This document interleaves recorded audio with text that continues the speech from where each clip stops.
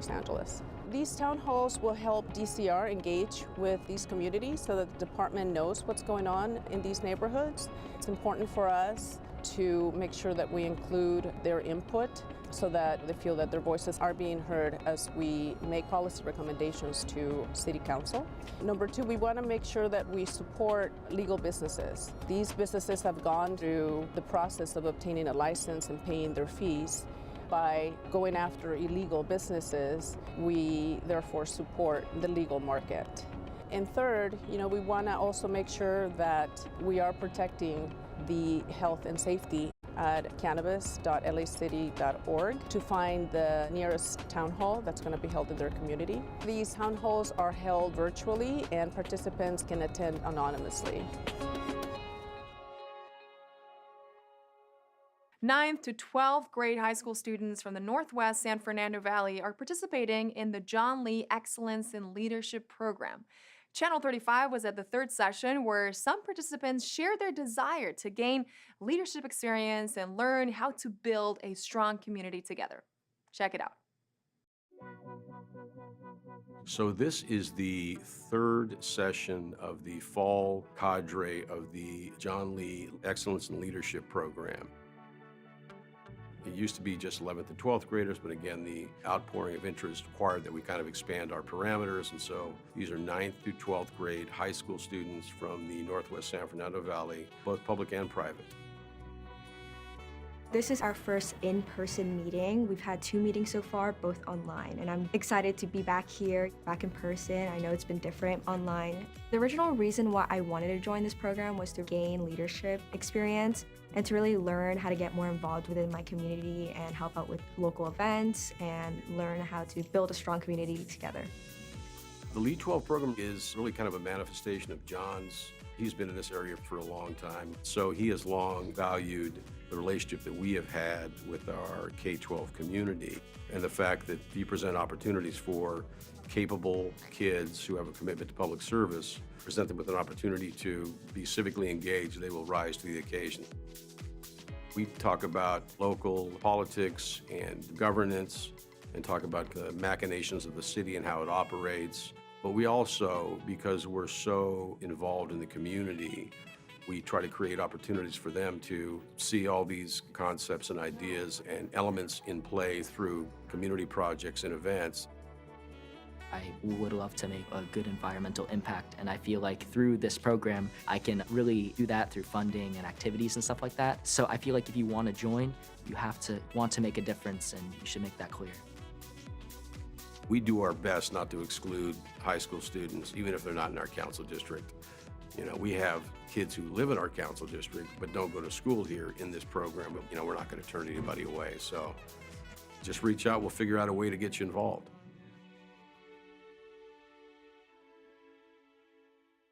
CIELO is a women-led nonprofit organization whose work advocates for LA's indigenous communities' visibility, language, and human rights. This year, Councilmember Curran Price is honoring Odilia Romero, humanitarian coalition builder and co-founder of CIELO, by naming her CD9 Pioneer Woman. Let's take a look. Hi there, I'm Councilman Curran Price, and today I'm here with Odilia Romero, a recognized District 9 Zapotec leader of an indigenous-led organization. As the co-founder of CIELO, Odilia focuses on removing language barriers standing in the way of indigenous migrant communities. CIELO also advocates for cultural preservation and works to reduce gender-based violence. This local nonprofit was a crucial partner of the District 9 community during the height of COVID-19. Under Odilia's leadership, CIELO conducted outreach and increased access to the vaccine, ensuring that no one was left behind. Together, we supported indigenous communities, distributing hot meals and pantry boxes to neighbors. Most recently, we hosted a community cultural indigenous dance event at South Park, which united people from all walks of life. It's my honor to recognize Odilia Romero as a community champion, coalition builder, and a devoted humanitarian. And she's this year's CD9 Pioneer Woman. Thank you. Chairman of the organizing committee for the Los Angeles Olympic Games of 1984, Peter Ueberroth turned those games into an opportunity for inclusion and representation. LA celebrated his ongoing legacy with an event at the Memorial Coliseum where Ueberroth was joined by Olympians and city leaders for the unveiling of a plaque in his honor.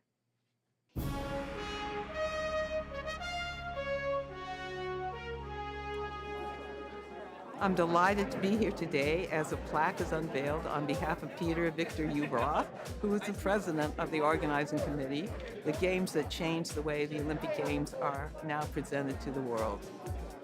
Peter included the whole city of Los Angeles into the Olympic Games. The Olympic Games in '84 was the first Olympics to actually make a profit, and $100 million was used to start the LA '84 Foundation, which is still giving out money today. I'm really honored and grateful to be here to thank you, Peter Ueberroth, for your vision of inclusion. By adding the 2 wheelchair exhibition events to the 1984 Games, you created a massive paradigm shift for us. Peter Ueberroth was Time Magazine Man of the Year after the 1984 Olympics. He was seen as the American and the world citizen that not only turned the Olympics around, but put LA on the map with the most successful Olympic Games, not only to date then, but arguably to date even today. The Summer Olympics in 1984 were a watershed moment for the Olympic movement. More athletes, more countries, and more women competed in the 1984 Olympic Games than in any other games up until that time. So Peter is this angel in the City of Angels, everything from bringing para-athletes into this stadium to having new women's events to making sure that there was marketing of sports in a way that raised the Olympics up. He changed the movement, he changed our city, he changed the world. I just want to thank everybody. You heard a lot of nice comments. Some of them were true, some of them were exaggerated. But the fact is, in this society that we all live in, we can make a difference. And we can all make a difference. And God bless you all. Thank you.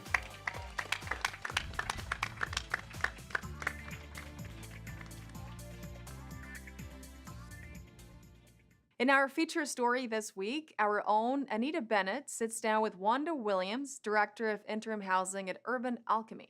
This nonprofit is behind the latest Westlake Tiny Home Village, and Wanda discussed how they are helping the unhoused population around downtown. Let's hear the story. A new tiny home village just opened in Westlake near downtown Los Angeles. Now that shelter is run by a nonprofit called Urban Alchemy.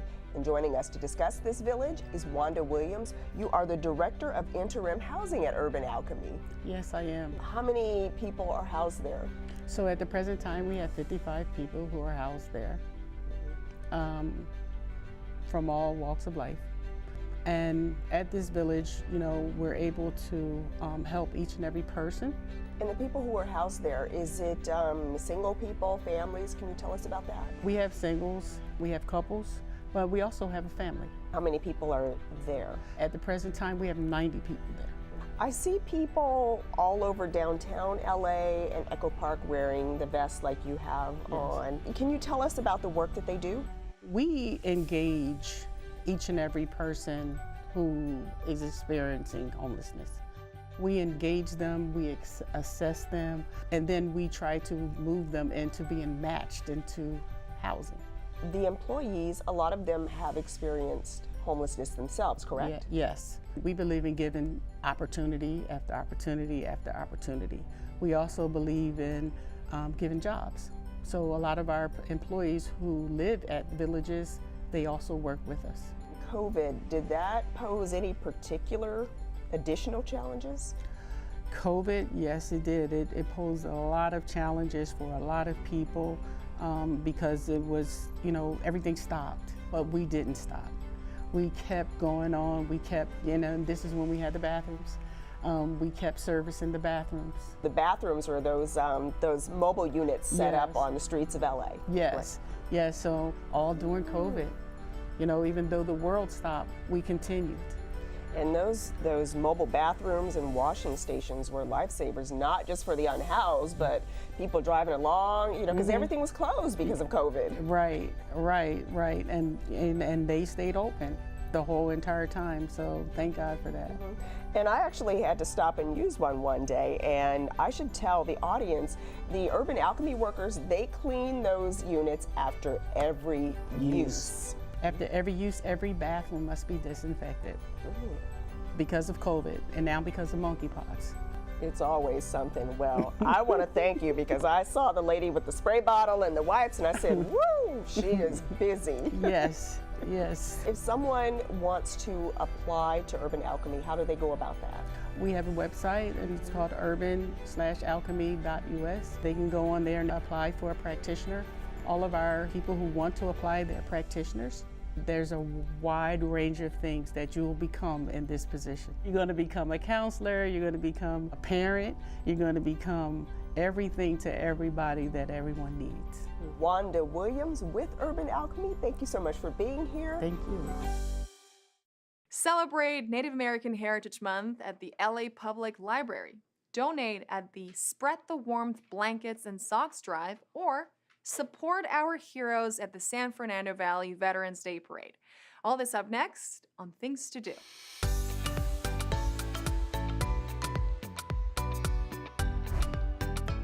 This year, you can celebrate Native American Heritage Month at the Los Angeles Public Library. This special event will be at the Lincoln Heights branch. Dream catchers, which are believed to protect sleepers, especially children, from nightmares and evil spirits, are commonly used in the Ojibwe tribe tradition. Attendees will be able to come and celebrate Native American Heritage Month and create their own dream catchers to take home.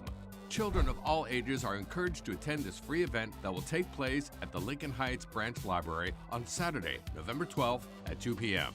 For more information and details, visit lapl.org/events. Fall is that time of the year when we start to take out our warm clothes from the back of the closet and decide what we need and what we can get rid of. The LA Sanitation Department is holding Spread the Warmth Blankets and Socks Drive, so you can donate the new and gently used blankets, sleeping bags, socks, and quilts that you don't need. All the donated items will be distributed to LA City's unhoused population. There are different drop-off locations for residents, businesses, and city employees, which are open from now until December 30th, Monday to Friday from 9 a.m. until 4 p.m. For more information about the drop-off locations and other details, visit lacitysand.org. Come and pay tribute to America's heroes, the veterans of our armed forces, by attending the 19th annual San Fernando Valley Veterans Day Parade. This will be an opportunity to honor those who served past and present in the San Fernando Valley with a parade that brings the community together. Everyone is welcome to attend the 19th annual San Fernando Valley Veterans Day Parade that will begin at the corner of Laurel Canyon Boulevard and San Fernando Mission Boulevard on Friday, November 11th at 11:11 a.m. For more information about how to submit your entry application to march in the parade, as well as other details about events happening around the parade, visit sfvveteransdayparade.com. And that's a look at some things to do.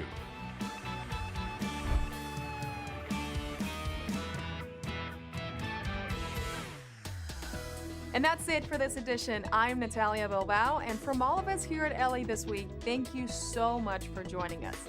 A reminder that you can catch us online at lacitywiew.org, and we're also on Facebook, Twitter, and YouTube.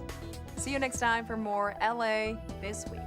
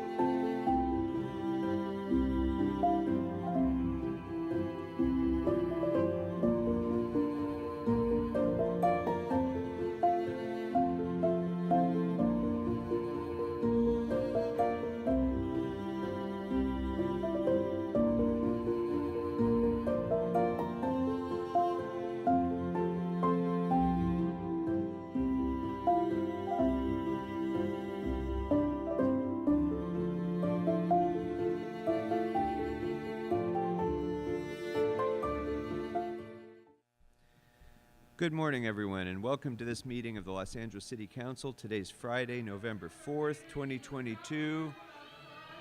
Mr. Khan, you are disrupting the meeting. I'm instructing you, Mr. Khan, to take a seat, and the woman in the orange, please take a seat. Everyone who's standing in the center aisle now, please take your seat and stop shouting. You are disrupting this meeting. There will be no more warnings. For everybody who's in these council chambers, these disruptions will not go forward, and you will be excluded from the meeting if you do not immediately take a seat and be silent.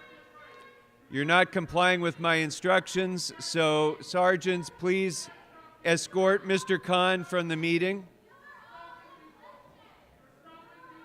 Please escort Mr. Khan from the meeting. He's been warned and he continues to disrupt this meeting, so please remove Mr. Khan and the woman standing next to him from the meeting. Sergeants?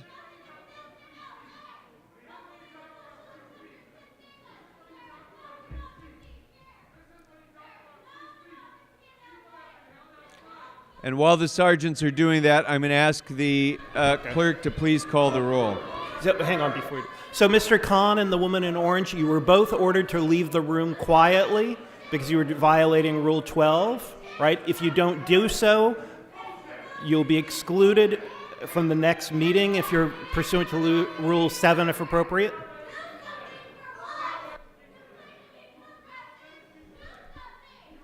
All right, this is a continuing actual disruption of the meeting. Mr. Khan, please leave the meeting. You are excluded from this meeting.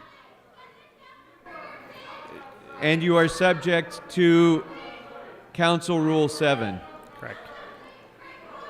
So just to be exceedingly clear, the woman in orange and Mr. Khan have both been ordered to leave the meeting quietly, and they're refusing to do so. They're violating Rule 7 by shouting and occupying the center aisle. And I believe the person that the sergeants are speaking to.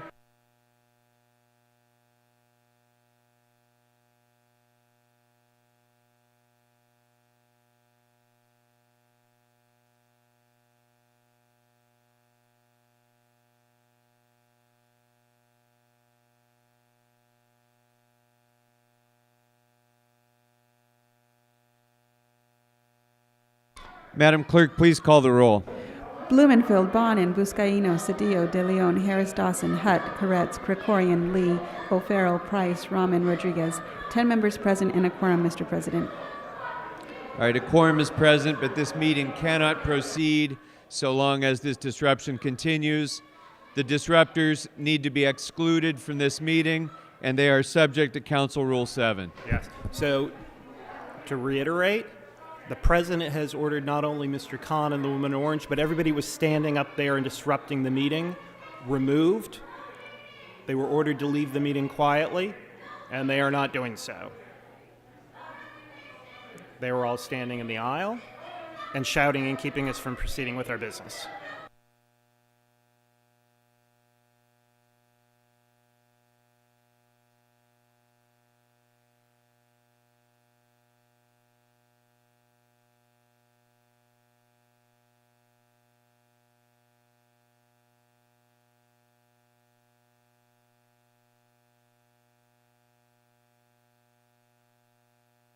Okay, with the two gentlemen in the center aisle shouting now, you're disrupting the meeting. You're keeping So us I've from already doing- given a warning to the entire room. To the two men who are standing in the aisle, you're instructed to sit down, please, and allow the meeting to proceed without disruption. Please stop shouting and take your seats. So I have respectfully asked and warned you that you need to take your seats so that the meeting can proceed. You need to immediately take your seats and be silent. You're not complying with my instructions. Sergeants, please exclude the two people who are yelling right now from the room. So the two people in the center aisle shouting right now, you've been ordered to leave the room immediately, and you're not doing so. Now you've been ordered removed.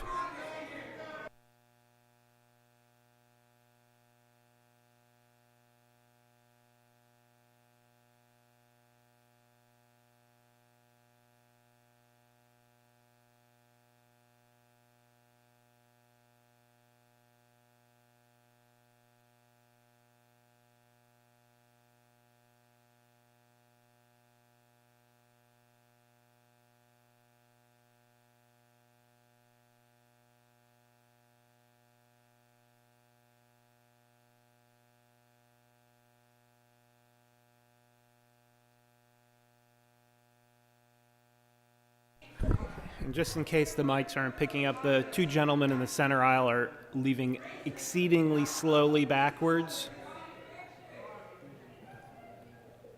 Only because LAPD is escorting them out. And they're still shouting the whole way, too.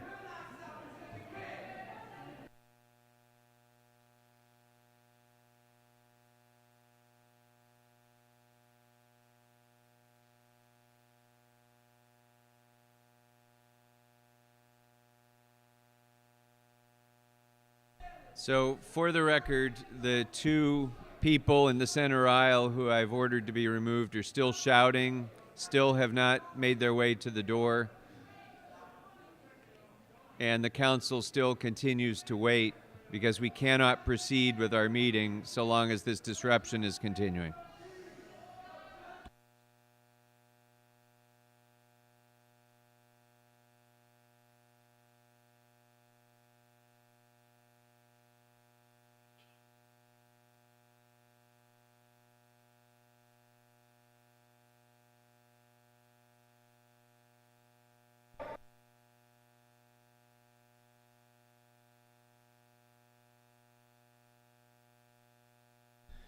All right, as permitted under Assembly Bill 361, public comment will be taken via teleconference as well as in person. Public comment will be taken both in person in the council chamber and also via teleconference for today's meeting. Unfortunately, the ability to take public comment and conduct our meeting is being disrupted by two people who are standing in the center aisle and yelling. So I'm going to ask you to please take your seats and stop yelling. Please take your seats. I'm instructing you both to please take your seats.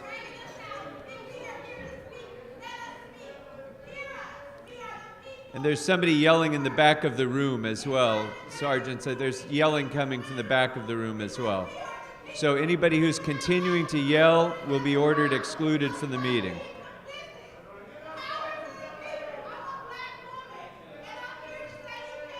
And you've been warned multiple times, and you're now ordered excluded from the meeting. So please leave the meeting. So the two women in the center aisle, you've been ordered to leave the meeting quietly. Please do so right now. LAPD will escort you out. So they're not moving. And now we have a third person in the aisle who's shouting. Okay, so all three of the people who are in the center aisle are ordered excluded from the meeting. All right, so and they're subject to Council Rule 7. Yep. So they've all been ordered to leave quietly, and they're not doing so? Yes, you need to leave the meeting immediately. And they're not? And they're shouting? You're instructed to leave the meeting immediately, silently, and peacefully.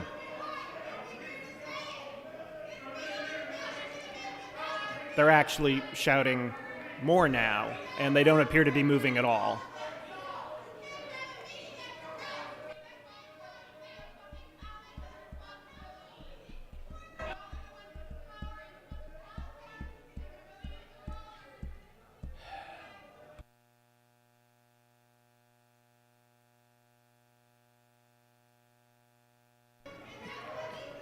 Just in case the mics aren't picking it up, they're shouting as loud as they have been. To the members of the public who are here waiting to give public comment, I apologize for the delay.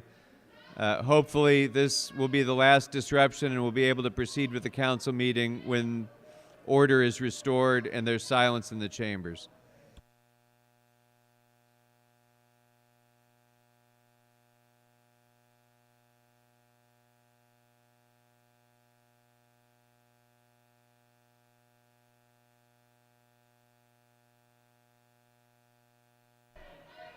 And all of the people who have been ordered excluded from the meeting continue to shout and chant and disrupt this meeting, causing an actual disruption pursuant to Council Rule 12.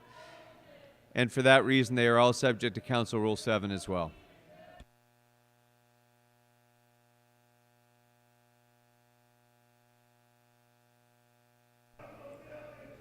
So they're still shouting.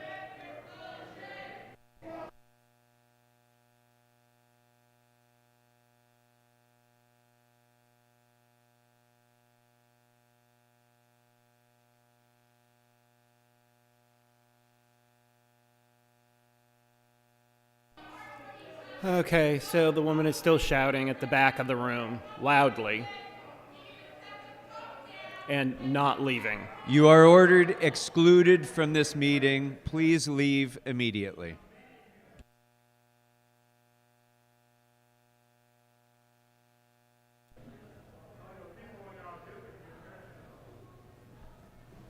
Madam Clerk, what's the first order of business? Approval of the minutes of November 2nd, 2022. Councilmember Rahman moves. Councilmember Kretz seconds. Next. Commendatory resolutions for approval.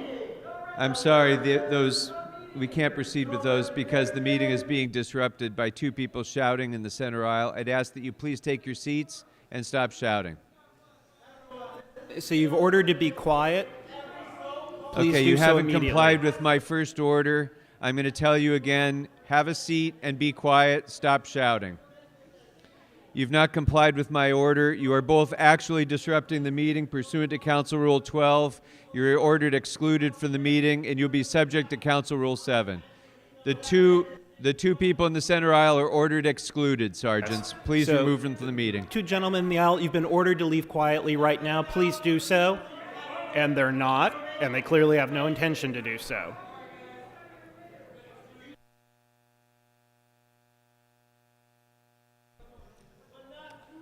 They will both be subject to Council Rule 7.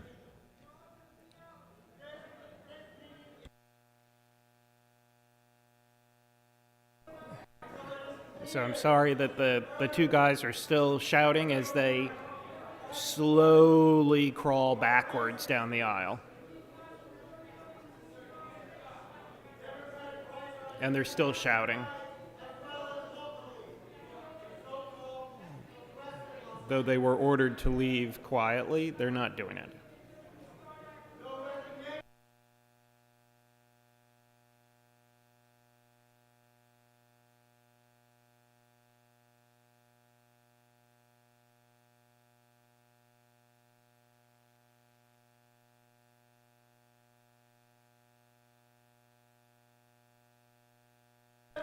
So they're still shouting very loudly as they very slowly leave the room.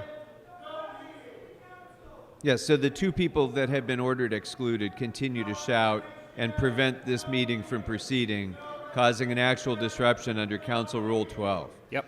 So to reiterate, they are both subject to Council Rule 7, having been excluded from the meeting.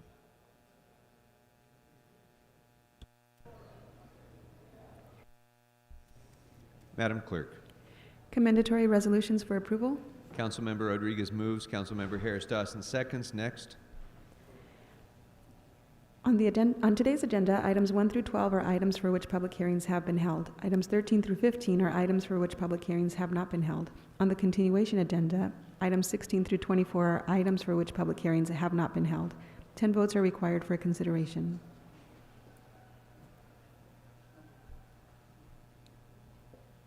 All right, without objection, those matters are now before us. Do members have any items that they would like to call special?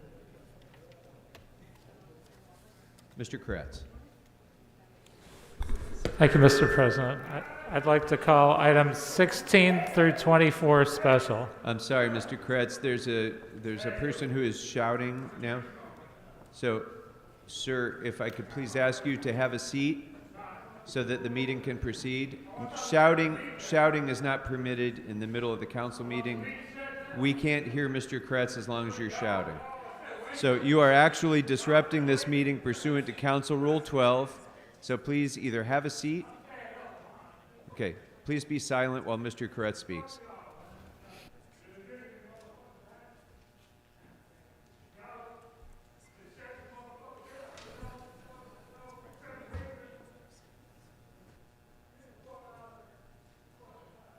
One more.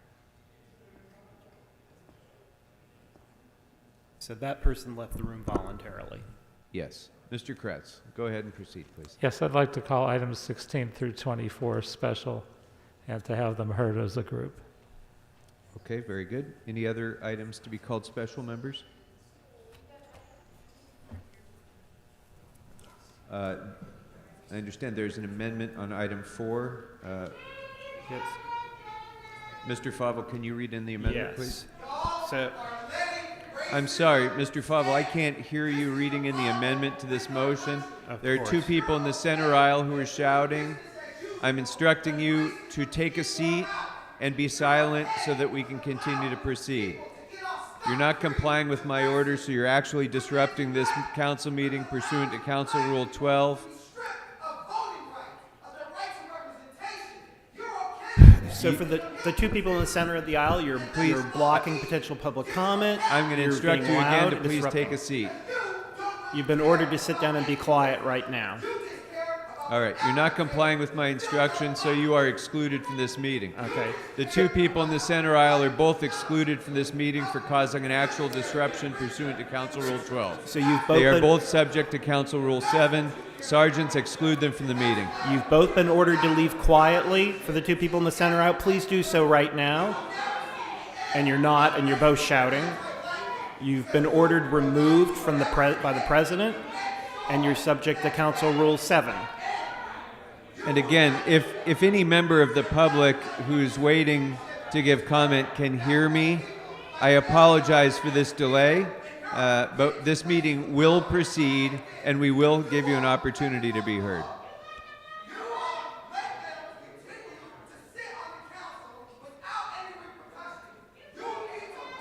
So, in case the mics aren't picking up, both individuals are shouting very loudly and barely moving as they go backwards.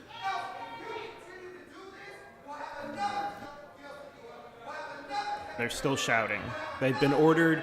They were asked to leave quietly. They refused to do so. They were ordered removed, and they are certainly not reasonably complying with the order to quietly leave the chamber right away.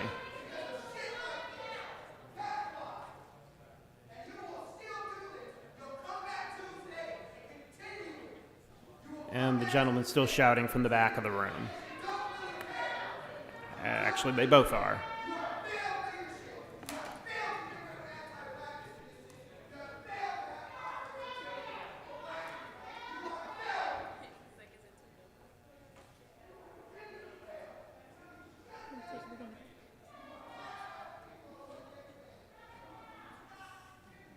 Okay, so they've left. So I was about to read in an amendment, Mr. President. Would you like me to do Yes, so? please proceed. Sure.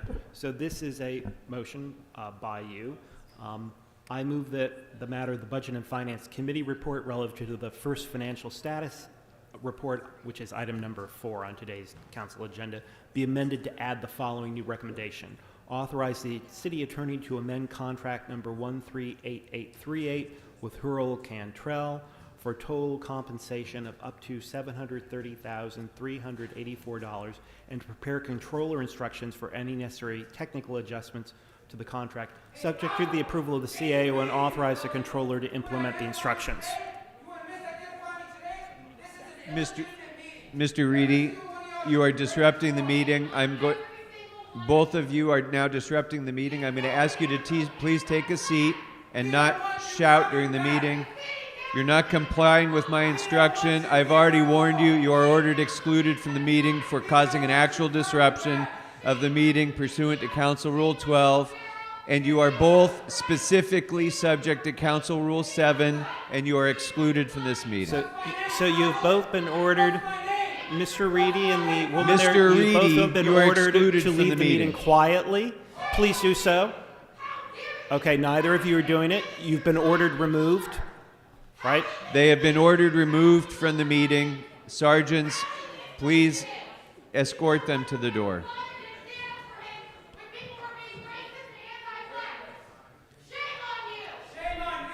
Okay, so they're both shouting.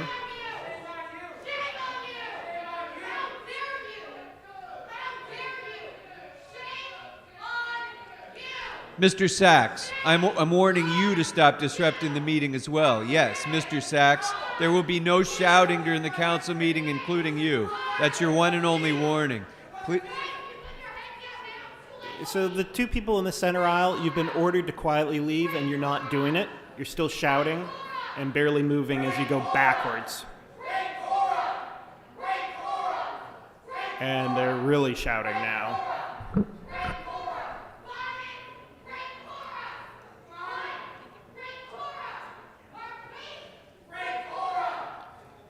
So the two individuals are still shouting as they go backwards out of the room. They were ordered to leave quietly and promptly. They're not doing it. And they continue to disrupt the meeting.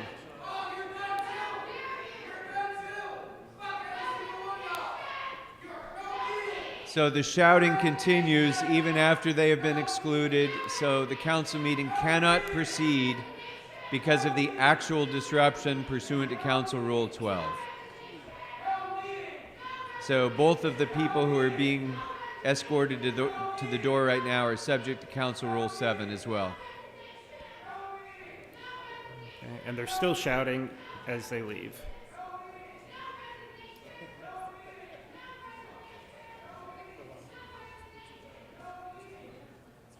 Okay, so I think I just finished reading in your amendment to item number 4, Mr. President. I believe we need a second. I couldn't hear you, Mr. City Attorney. Could you please repeat that? So it was I just finished reading in an amendment to item 4, which was to increase the total compensation for the city attorney in a contract to Harrell Cantrell. And it's a motion by Mr. Koretz. We need a second on it. Actually, I believe Mr. Price seconded it. Very good. Okay. Thank you. So that amendment will be received. And I understand now that we have a special presentation from Mr. O'Farrell. Mr. O'Farrell, are you ready to proceed? Yes, Mr. Buscaino. Thank you, Mr. President. I just want to, as you're setting up for the presentation, I want to recognize the men and women of the LAPD who has clearly shown a lot of patience and grace during these disruptions, clearly de-escalation. So thank you so much on behalf of a grateful city for your service, Mr. President. Thank you very much for noting that, Mr. Buscaino. And again, just to be clear, we understand that there will be attempts to disrupt this council meeting from time to time. We're going to deal with it as best we can in the way that de-escalates the situation.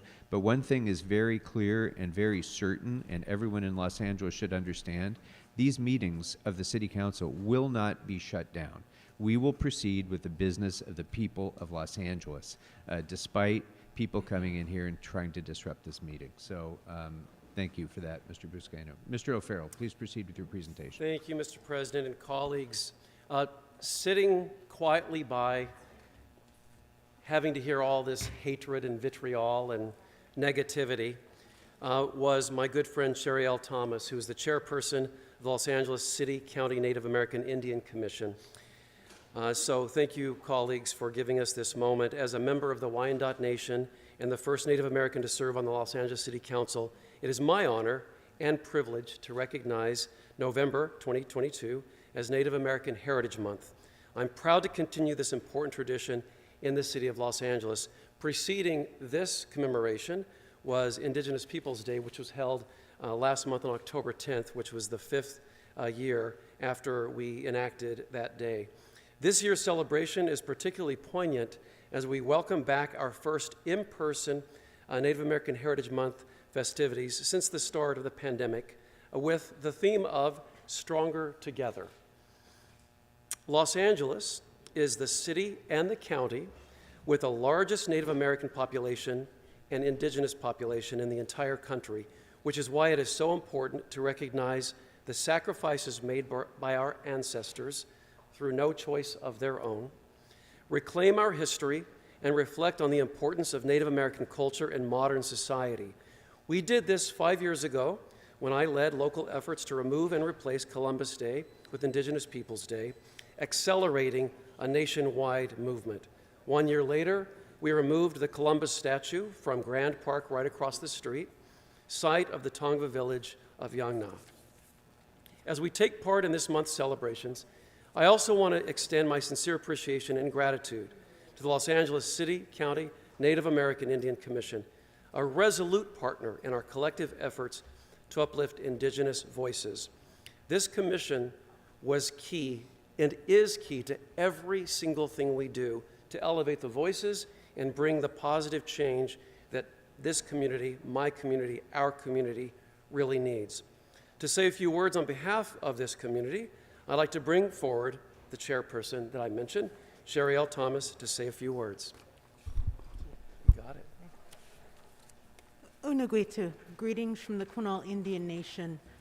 The Los Angeles City County Native American Indian Commission thanks the City of Los Angeles for recognizing November as Native American Heritage Month.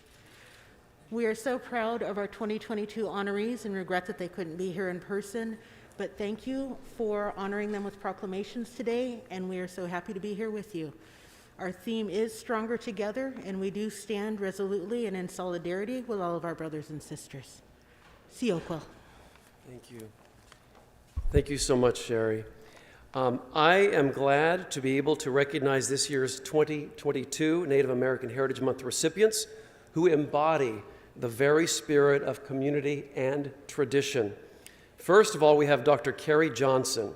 Dr. Carrie Johnson is of the Wahpeton, Dakota. She's a licensed clinical psychologist and the vice president of behavioral health at United American Indian Involvement, UAII, for the last 20 years. Dr. Johnson has provided behavioral health services to Native Americans in Los Angeles County, including mental health treatment, grant writing, and the integration of traditional healing into their services. Through her tireless work and commitment to the community, she has had an outsized impact. And let me just note right here and right now that the health outcomes for the Native American and Indigenous communities are the worst of any demographic. In LA County alone, 25% of Native Americans are clinically depressed. So the work that Dr. Johnson has dedicated her life for are helping tribal members and Indigenous people across the County of Los Angeles.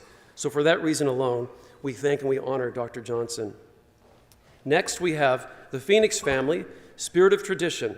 The Phoenix family, Tohono O'odham, is from Los Angeles and has been very active in the Native American community. Annette Phoenix, the matriarch of the family, raised her 4 sons in Los Angeles and instilled within them a deep connection to their community. Her sons were actively involved in the Southern California Indian Center and United American Indian Involvement's youth groups. Her sons' names are Julian, Adrian, Fabian, and Nico. Annette's family also works with many different organizations to continue a rich tradition of instruction and the passage of their cultural heritage to younger generations. As we recognize Native American Heritage Month, we're not only celebrating the contributions of our honorees, we're also reclaiming our past, correcting false narratives, and giving voice to communities that history has marginalized. Native American Heritage Month 2022 e-booklet and City Hall lighting will take place. The e-booklet is published with information on our honorees, our commission, community resources, and events to be enjoyed this month. Thank you to our interim general manager, Daniel Tarica of the Department of Cultural Affairs, and his team, as well as Native artist and our good friend, Ray Rivera. We'll also be lighting City Hall on the following dates. Tonight, November 4th, to recognize Heritage Month 2022. Thursday, November 10th, to shine a spotlight on the Every Child Matters movement. And Thursday, November 24th, to recognize our Native ancestors. And let me just talk a little bit about health outcomes for children in the Native American and Indigenous communities. They have the earliest dropout rates in all educational systems. They have the highest infant mortality rate of any demographic, the highest depression rate of all youth across America. That is why it is so important to elevate the history, the importance, and the value of our Native American youth. And that is a quest that I've been on with Sherry for all these years, and this community will engage in this quest relentlessly in the years to come. And moments like this really help elevate the cause, and I, for one, will dedicate the rest of my life for this cause as well. Our work together in pursuit of these goals lasts beyond this month and continues until all Native American voices are lifted inequities are addressed. With this larger effort in mind, I thank you all colleagues and everyone who's listening for joining me as we recognize November 2022 as Native American Heritage Month in the city of Los Angeles. And now, Sherry, if you would please accept this token of our appreciation and recognition on behalf of the Commission and the people of Los Angeles. Thank you so much.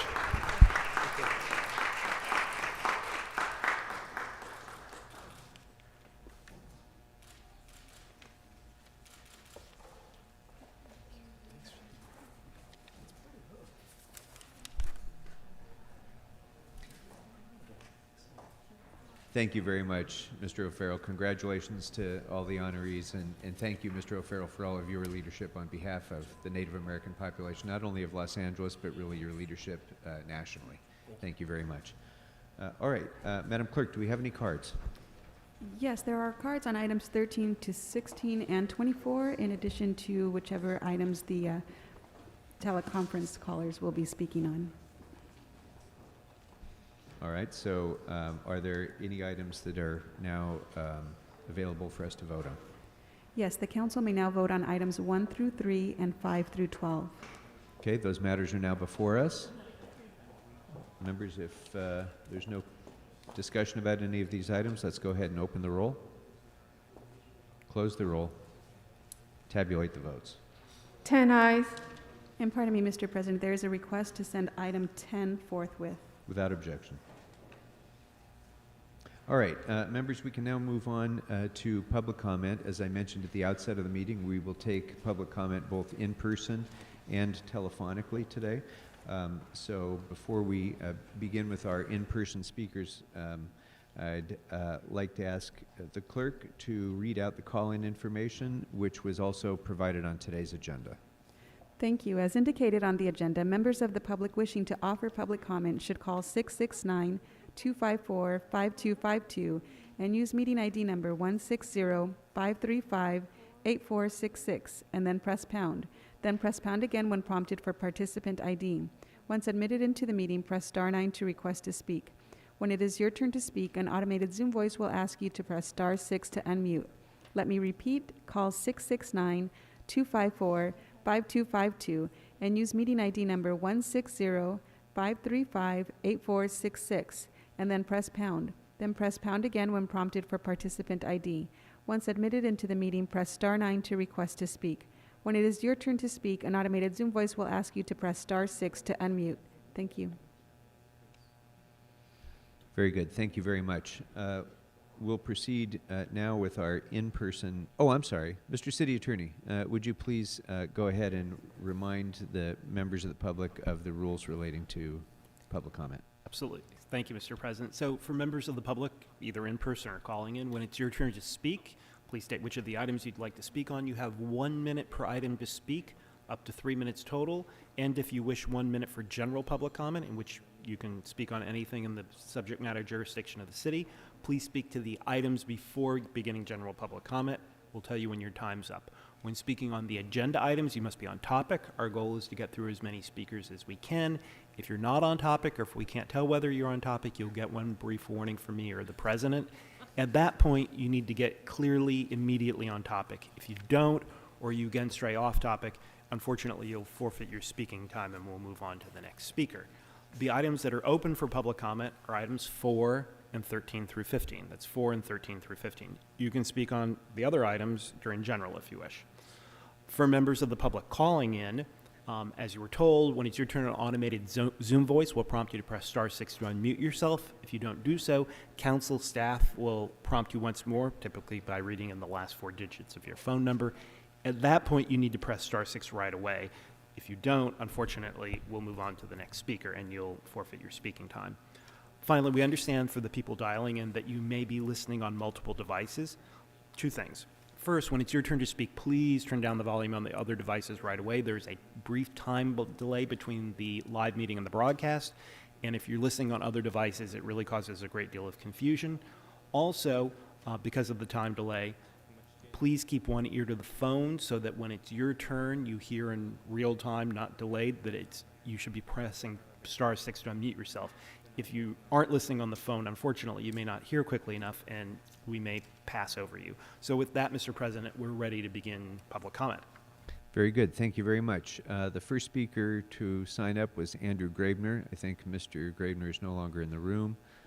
So we will go next to Alexander Ishid, followed by Carlos Amador.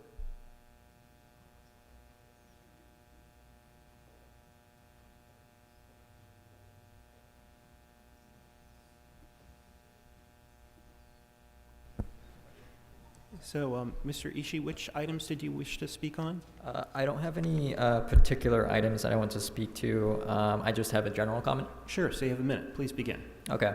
My name is Alexander Ishida. I live in District 14 in one of the SB buildings managed by Greystar Properties. I've been living here for 2.5 years, and I'm here representing SB Tenants Union in solidarity with the Keep LA House Coalition. As a renter, I want to urge the city to keep emergency eviction protections in place until it can adopt and implement strong permanent tenant protections. With rent and inflation skyrocketing, many of us are struggling to make up for rent we missed due to illness or job loss, amidst dealing with harassment by landlords and slum living conditions.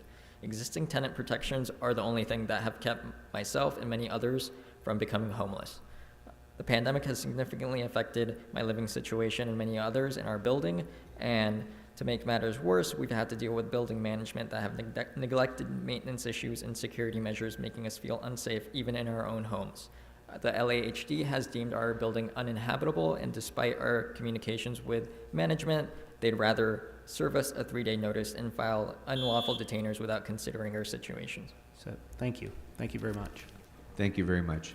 Thank you. The next speaker is Carlos Amador, who will be followed by Jorge Gutierrez.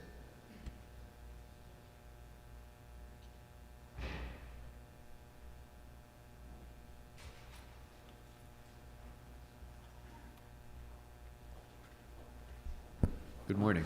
Hi, good morning. I want to speak on public comments, and I do have a letter for the council members and for the record, if I can submit. Yes, the sergeant will receive that from you, and you'll have 1 minute for your general public comment. Thank you so much. My name is Carlos Amador. I'm a resident in LA. I live in the San Fernando Valley, and I'm here on behalf of 100 California immigrant rights leaders submitting a letter calling for the resignation of Gil Cedillo and Kevin De Leon. I'm going to read part of the letter, and my peer will read the rest. It says, Council Members Cedillo and De Leon, as immigrant rights leaders in California, we strongly condemn the racist comments and actions that you two engaged with former council member Nury Martinez and former labor leader Ruan Herrera in October 2021. Anti-black racism, anti-indigenous racism, homophobia, and any type of racism has no place in our communities.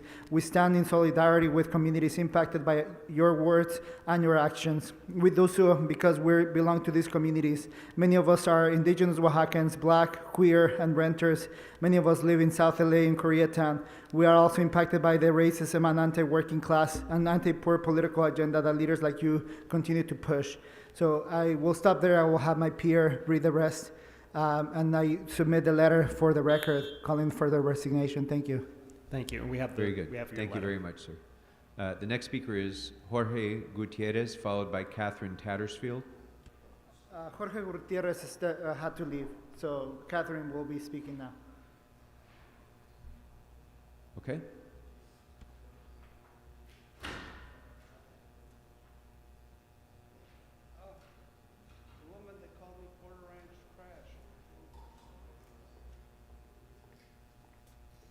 Good morning. Good morning, council members. I am taking the lead from Carlos Amador, my peer, to finish this letter. Also, our solidarity politics are rooted in building bridges with other movements and other racial groups. Our vision is intersectional. We denounce the colorism that exists in Latinx communities. We denounce the homophobia that exists in immigrant communities. And we denounce those political leaders that pit communities against each other. We denounce all of you. The time is now for the two of you to resign. That is Kevin De Leon and Gil Cedillo. Every day that passes, your legacies become more tarnished, and you are getting in the way of our communities to move forward. If you are truly concerned about our community's healing, then you must resign. And everyone who is complicit needs to resign as well. We will not stand for racism in our city. There are council members in front of me who are looking down and not paying any attention to public comment, which is very common. And that's a big reason why these things go on in our city, because none of you all care. If you cared, you wouldn't be having a meeting. You would be demanding the resignation of your colleagues. Thank you. Thank you. Thank you very much. Our next speaker is Jason Reedy, who has already left the room. Our next speaker then would be Candido, followed by Sean Murphy. Hold my time. And this is the young lady that called me Miss trash because Candido, I'm from sorry. Border No, Ranch. there won't be shouting, please. Your time will start when you get to the microphone, and then you can speak.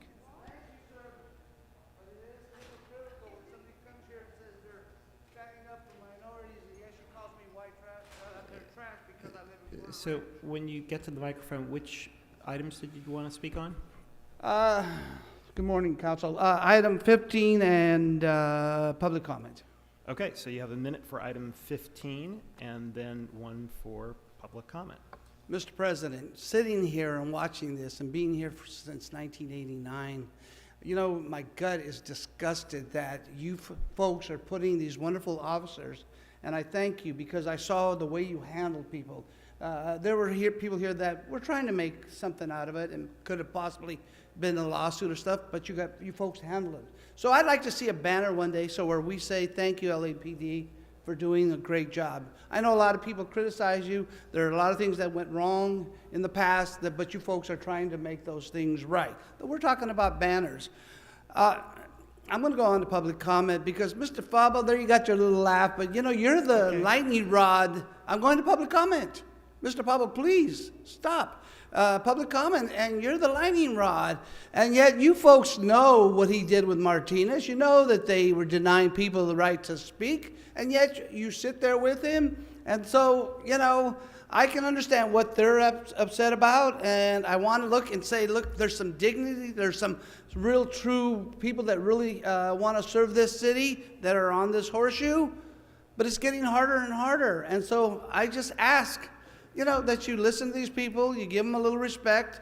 I hope when Mr. Caruso becomes mayor that he might bring us all together and stronger together. I mean, we really are. As a Native American, Navajo, we helped win the war in World War II. You probably didn't know that. But again, because I'm from Porter Ranch, because I went from the streets and I was able to make it, anybody can make it in this city. This is the greatest city in the greatest country in the world. Thank you. But if you quit on yourself... Thank you. Thank you, Mr. Mares. Thank you very much. Thank you very much. Our next speaker is Sean Murphy, followed by Rommel. Mr. Murphy, welcome.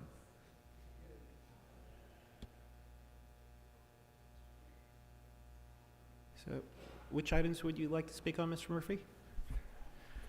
General public comment. And you have a minute. Please begin. If anybody disrupts me, throw them out. I'm for Rick Caruso for mayor. Tracy Parker for District 11. We need to straighten this meeting out. I mean, this morning I was kind of uptight about the protesters. We need to do something about it. And you're my old councilman, and congratulations to you. I enjoyed Taste of Soul. Thank you guys. And I hope we have Veterans Day parade in Pacoima. I hope it comes back because there's too many things gone. Like I say, Rick Caruso for mayor. If you don't like it, leave the building. Thank you very much. Our next speaker is Rommel, followed by Lionel Mares.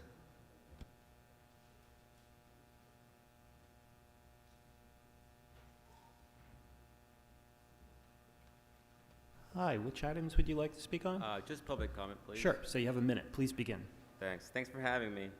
I just wanted to say quickly, it's been a saddening recent times in this city. It's been a disaster. Racial discrimination has been a hot issue, and it's going to take a lot of time to heal. Hopefully, with the next election, you know, with the LA mayors, we can see Rick Caruso, somebody who's different, not exactly your average Joe politician.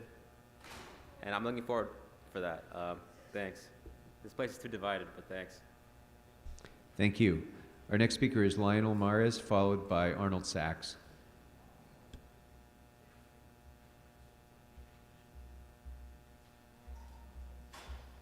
Good morning. Good morning, Mr. President excuse me, Krikorian. First of all, I hope everyone's paying attention. Mr. Koretz, Mr. Farrell, Busquina, Mr. Bonin, Hutt, Marquise Johnson. Thank you. Hi, Nithya. I just want to thank you for the bike path yesterday at North Hollywood, Mr. Krikorian, because I'm a bicyclist, and I like to see more bicycle infrastructure in the San Fernando Valley. And I know it's taken a long time, but I'd like to see more, little by little.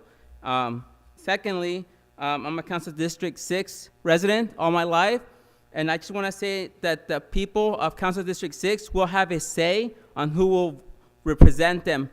I had enough of the political establishment, the status quo, and I don't want any political interference, just like what happened in CD 10 with Ms. Hutt. I have nothing against her, but I just want to make sure that the people have a democratic say and who gets to represent them, because I know there's a couple of people from I heard from LA Times that are already established that want to run, but I just hope that they will listen to our concerns, to the community, because we want street services to help the homeless and more bicycle infrastructure and safety and more community Thank you. and Thank you. cohesiveness. So Okay, thank you very much. Thank you. Appreciate your being here. Our next speaker is Arnold Sachs, and I believe that's the last speaker card I have from within the chambers. Which items did you want to speak on, Mr. Sachs? Let's see, I was going to speak on 13, I was going to speak on 14, I was going to speak on 15, and I think I spoke on one of those veteran things. So we'll set 3 minutes for items Okay, 13 so through 15. 13 refers to grant funding. And Mr. O'Fall, you mentioned grant funding. You know grant funding is for 20 years? That the grants last for 20 years? By the way, have you checked into Yamava Casino or Pachanga? Why it was bought and sold and who did that? Isn't that Indian property? Did you check on that? I'm just asking. So back to this grant funding. It's for CALIF, C-L-I-F, C-A-L-I-F. That's CALIF or Caliph for aging and disability. It's that magic word, and. Is that inclusive or exclusive? There's a famous supervisor who's named Snickerdoodle because it was about rights, disability, and payment. It's that and. It's the logo. Arts, parks, health, education, and. Is that inclusive or exclusive? I'm just asking. Los Angeles World Airports is dealing with the charter flights at Van Nuys. What happened to LAX? It's the logos, it's the names. What about Los Angeles International Airport? What about the address of 17900 Vermont Avenue? Why isn't that a private address? Can we stick Number with 15 refers to street banners. I remember when I was first coming in here, Zuma Dog was coming in here bitching about how the city was waiving fees for street banners. It doesn't say how much is being paid. Why not? Oh, and the other items about the veterinarian care. Is it vets or veterans? It's the wording. Are you taking care of vets? Are you taking care of animals? Are you housing shelters for animals? How about shelters for people? What about that? I've got a list of items here for, wait, I got more time. So back to the grant funding. It's for 20 years. Why are you allowing it for 20 years? Why don't you do something about that? You're getting paid $215,000 for what? Come on. You got homeless all over the place. It's out of control. You want to build affordable care home, but you're having the worst ever. I think we've gone into general, so we'll set you in a minute for general. This one's for you, Mr. City Attorney. Have you ever looked at this? This is from August 5th. This one says New York State Rifle and Pistol Association Incorporated v. Bruin. But right here on the same goddamn agenda, it's VS. Do you check this shit or can you read? How about this over here? How about TAP right here? First AME Church is incorporated right here. This is for you, Marquise Harris Dawson. Why'd you introduce Malcolm X into the city council? What about the $28,000 they're spending per student in LAUSD, and what are they grading? A 30%. What the fuck is that all about? You know anything about that? Weren't you working for Mark Ridley Thomas, #1 drug dealer in America? Here it is, right here. There's this book, LA Care, LA County Records, and there's an agenda. You don't know. Thank you, Mr. Sachs. Okay, thank you very much. That completes public comment. Oh, I'm sorry, I didn't have a card from you, but come on up. It's okay. No, not at all. I just don't have a card for you. So come on up and just let us know which items you'd like to speak on, and you'll be welcome to. As you come up, which items did you want to speak on? Before I begin, I had a requested for 7 minutes, the same 7 minutes you gave to Mike. So no, I read out the speaking rules. It's 1 minute per item for the items that are open for public comment, for a minute for general. So which items did you want to speak on, Dr. Ruth Bay? No, but if you could stop talking over me and just listen, I just had a request before I begin. Can you just be human right now? So I No, asked we heard the No. request. So which items would you like to speak on? you for 7 minutes. to No. speak. Yes. So Denied. Which matters would you like to speak on? Okay. Okay, if you don't want to tell us, Yeah, I I'm suggest, sorry. Mr. President, So we just we're gonna set the start clock your for a time minute. we're going to start your time For unless general. you indicate to us which items I'm you'd going like to to start speak. with general comment and 7. which Can I items would speak you- on Danny Bakewell today? Which Or no? items Is would that you off like the to speak table, on? Marquise? Okay, general public comment only then. He's not even paying attention, so okay. So agenda 7, 14, and 15. Or in Okay, general, so go ahead and continue. start your time over again. So Yeah, Which items item? 7 and General? 14. Well, we've 7 actually and 14? we Yeah, 14 voted is on agenda- 7, so you can speak on item 14 if you want for a minute, and then followed by a minute of general. So 7's not on the agenda. We've already voted on it. You voted on it? You can Okay. talk about it in general. Even though there's no public bid, you gave Danny Bakewell that property. So That's a why sidebar. don't, Okay, why don't 14 we in want to public speak on comment. 14? We'll set a clock for item I'm going to minute for start with 14 public about comments. about Thank you. land eyes and then a minute Case for number general. C22-20692. That was a hate crime report that So, I filed. okay, so I'm this starting- is not about item 14. So why don't we set the clock, last chance, at a minute for general, and you can just give your minute of general public comment. with 14. So we've given you a Please, bunch if of you could, that chances, would be and you better. didn't do it. So, I'm asking you. okay, so we'll set the clock for a minute for item 14. Please speak on item 14, which is about Van Nuys Airport. Okay, no, we're 15. Excuse me. Banners on Granada Hills. Street banners, okay. Thank you. So the banners should be anti-black is anti-Semitism. That should be one of the banners for your holiday parade. Number 2, anti-black is anti-Semitism should be your second banner. Number 3, the same people that spoke about the Holocaust should speak about reparations. You see? See, Roz Rothstein, who gave misinformation, talking about Jews are only 1.8% of the population, there's no Jewish box on the census. It's white. So Jews are actually 62% of the population. But giving that misinformation and data make it seem like, oh, poor us. When on one side you throw rocks, and on the other side you say, stand with us for the Holocaust. How dare you tell me to stand with you for the Holocaust when you look over reparations in this country? My ancestors built this country, but you say nothing. You give me crickets. But the moment we say, well, Jews own Hollywood, it's anti-Semitism. What's anti-Semitism? I'm going into my public comment right now. Good, you have a minute. Please begin. Anti-Semitism, when you look up the definition in the International Holocaust Alliance website, they give you situations on how to combat it. They don't even tell you what anti-Semitism is. It's against the God's chosen people. We all are Jews. I am a Jew. Yes, I am, by the origin. But when you tell me that I believe in Jesus, and that's a problem, the Messiah is already here. So when I say I am a black woman, chattel slave ancestry, I built this country for free. And we're asking for equal opportunity we're granting. Can we please do that without having your chief of staff assaulting us? We already know that you understand how we feel. I want intelligence at the table. I'm not interested in how you feel. But Mark Führer, if he's locking up my family members and you give him 7 minutes to speak about Jewish pride, don't speak on it if you don't speak about reparations on black chattel slavery. So we don't want you to use the word black. Anti-Semitism covers us all. Thank you. Thank you. Thank you. That will close public comment here in the chambers, and then we'll go ahead and proceed to our first caller, please.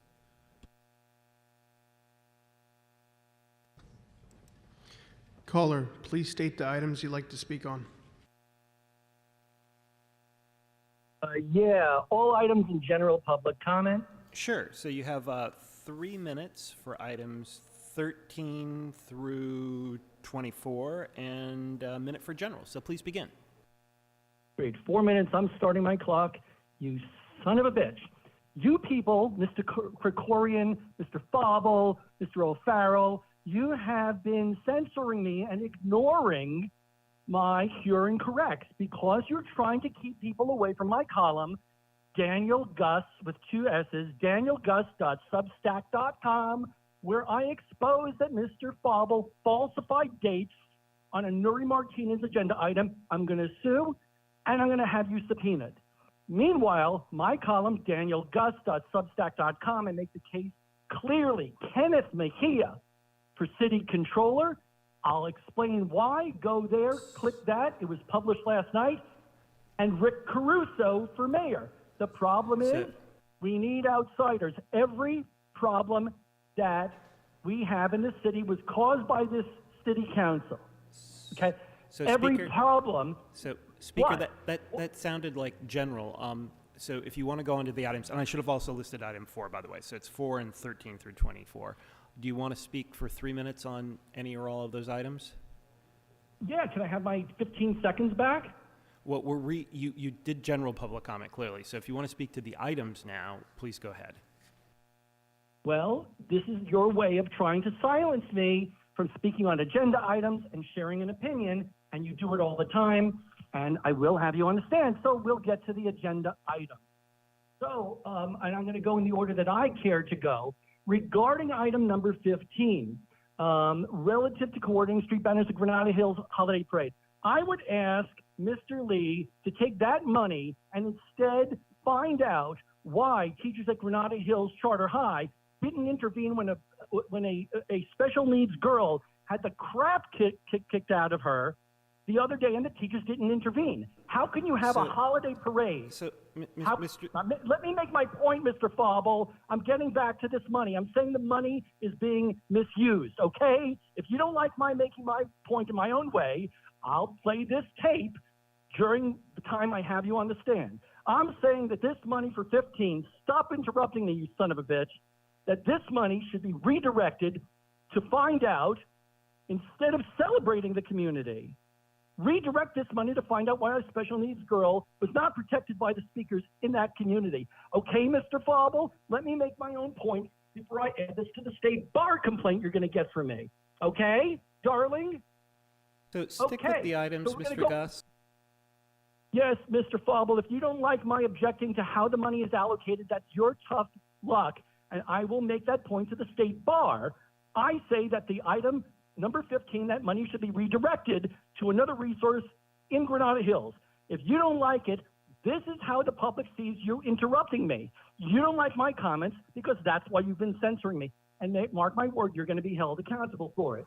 Item number 14, darling, anything proposed by Nuri Martinez needs to be taken off the agenda and reevaluated. You know she referred to certain ethnic groups, a child, as a monkey, for God's sakes. How can you trust the integrity of any agenda item from Nuri Martinez? How in the world can you do it?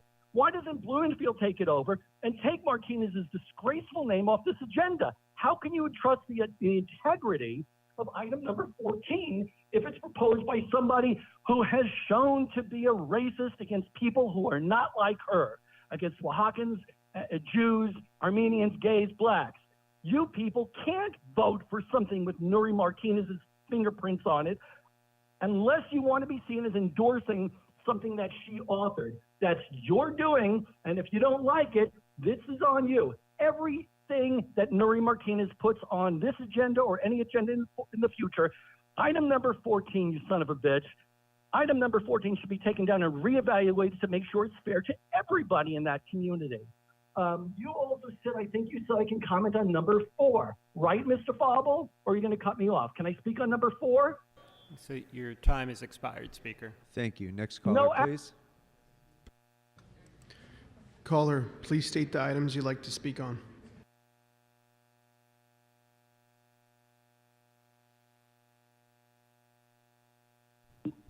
Go ahead, caller. Hi, public comment. Sure, you have a minute. Please begin. My name is Zora Fahim from Los Angeles Alliance for Animals. We are one of the few equine advocacy protection groups. Stephanie Weeks is in violation of its current contract as she not be operating generating funds for the city. Because of Recreation Park renewing the Griffith Park Pony Ride contract and placing a new temperature requirements of having the concession shut down at 95 and slowing down at 90, 7 weeks later that he did not follow, he pushed geriatric ponies in Los Angeles heat waves of 100 while ponies were being hit, then again at 97, then 2 weeks later on Tuesday at 98, Wednesday at 95, where he did not shut the concession down, and Sunday at 90, where he didn't slow the concession down as he should have. We are urging you to please transfer all the animals to a sanctuary who have generated millions of dollars for the city. They deserve retirement, and eliminate pony ride contracts in Los Angeles. Thank you for everything that you do. Thank you, Speaker. Next caller, please.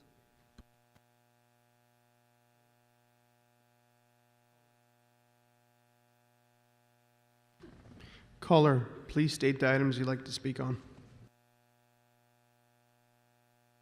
I'd like to speak on all available items and general public comment. Okay, so that would be 3 minutes for items 4 and 13 through 24, followed by a minute for general. Please begin with the items. So please begin. Okay. Sorry I called you a corrupt council member the other day, Fauble. You're a corrupt city attorney. The LA City Council, in relation to my items, the LA City Council is a criminally insane organization of organized crime and nothing more, and should be disbanded. Number 13 is increasing grant funds for aging disabled program, $70,000, I believe. This is just a pittance drop in the bucket. This should take $70 million from the LAPD $3 billion oppression budget and fund these social programs like this disability program. Did you people ever hear there's 70,000 homeless people on the street? Criminally corrupt city, sleazy council? I'd rather, Gregorian, I'd rather listen to the shouting public than you babbling, looting criminals sitting up there, and everybody knows it. The gig's up, brother. We seem to have veered off. Number 15, shut the hell up. Banners for holiday parade, Mr. Criminal Sleazy Attorney. I suggest we install street banners in this motion to include a homeless parade banner. Did you hear there are 70,000 homeless people on the street?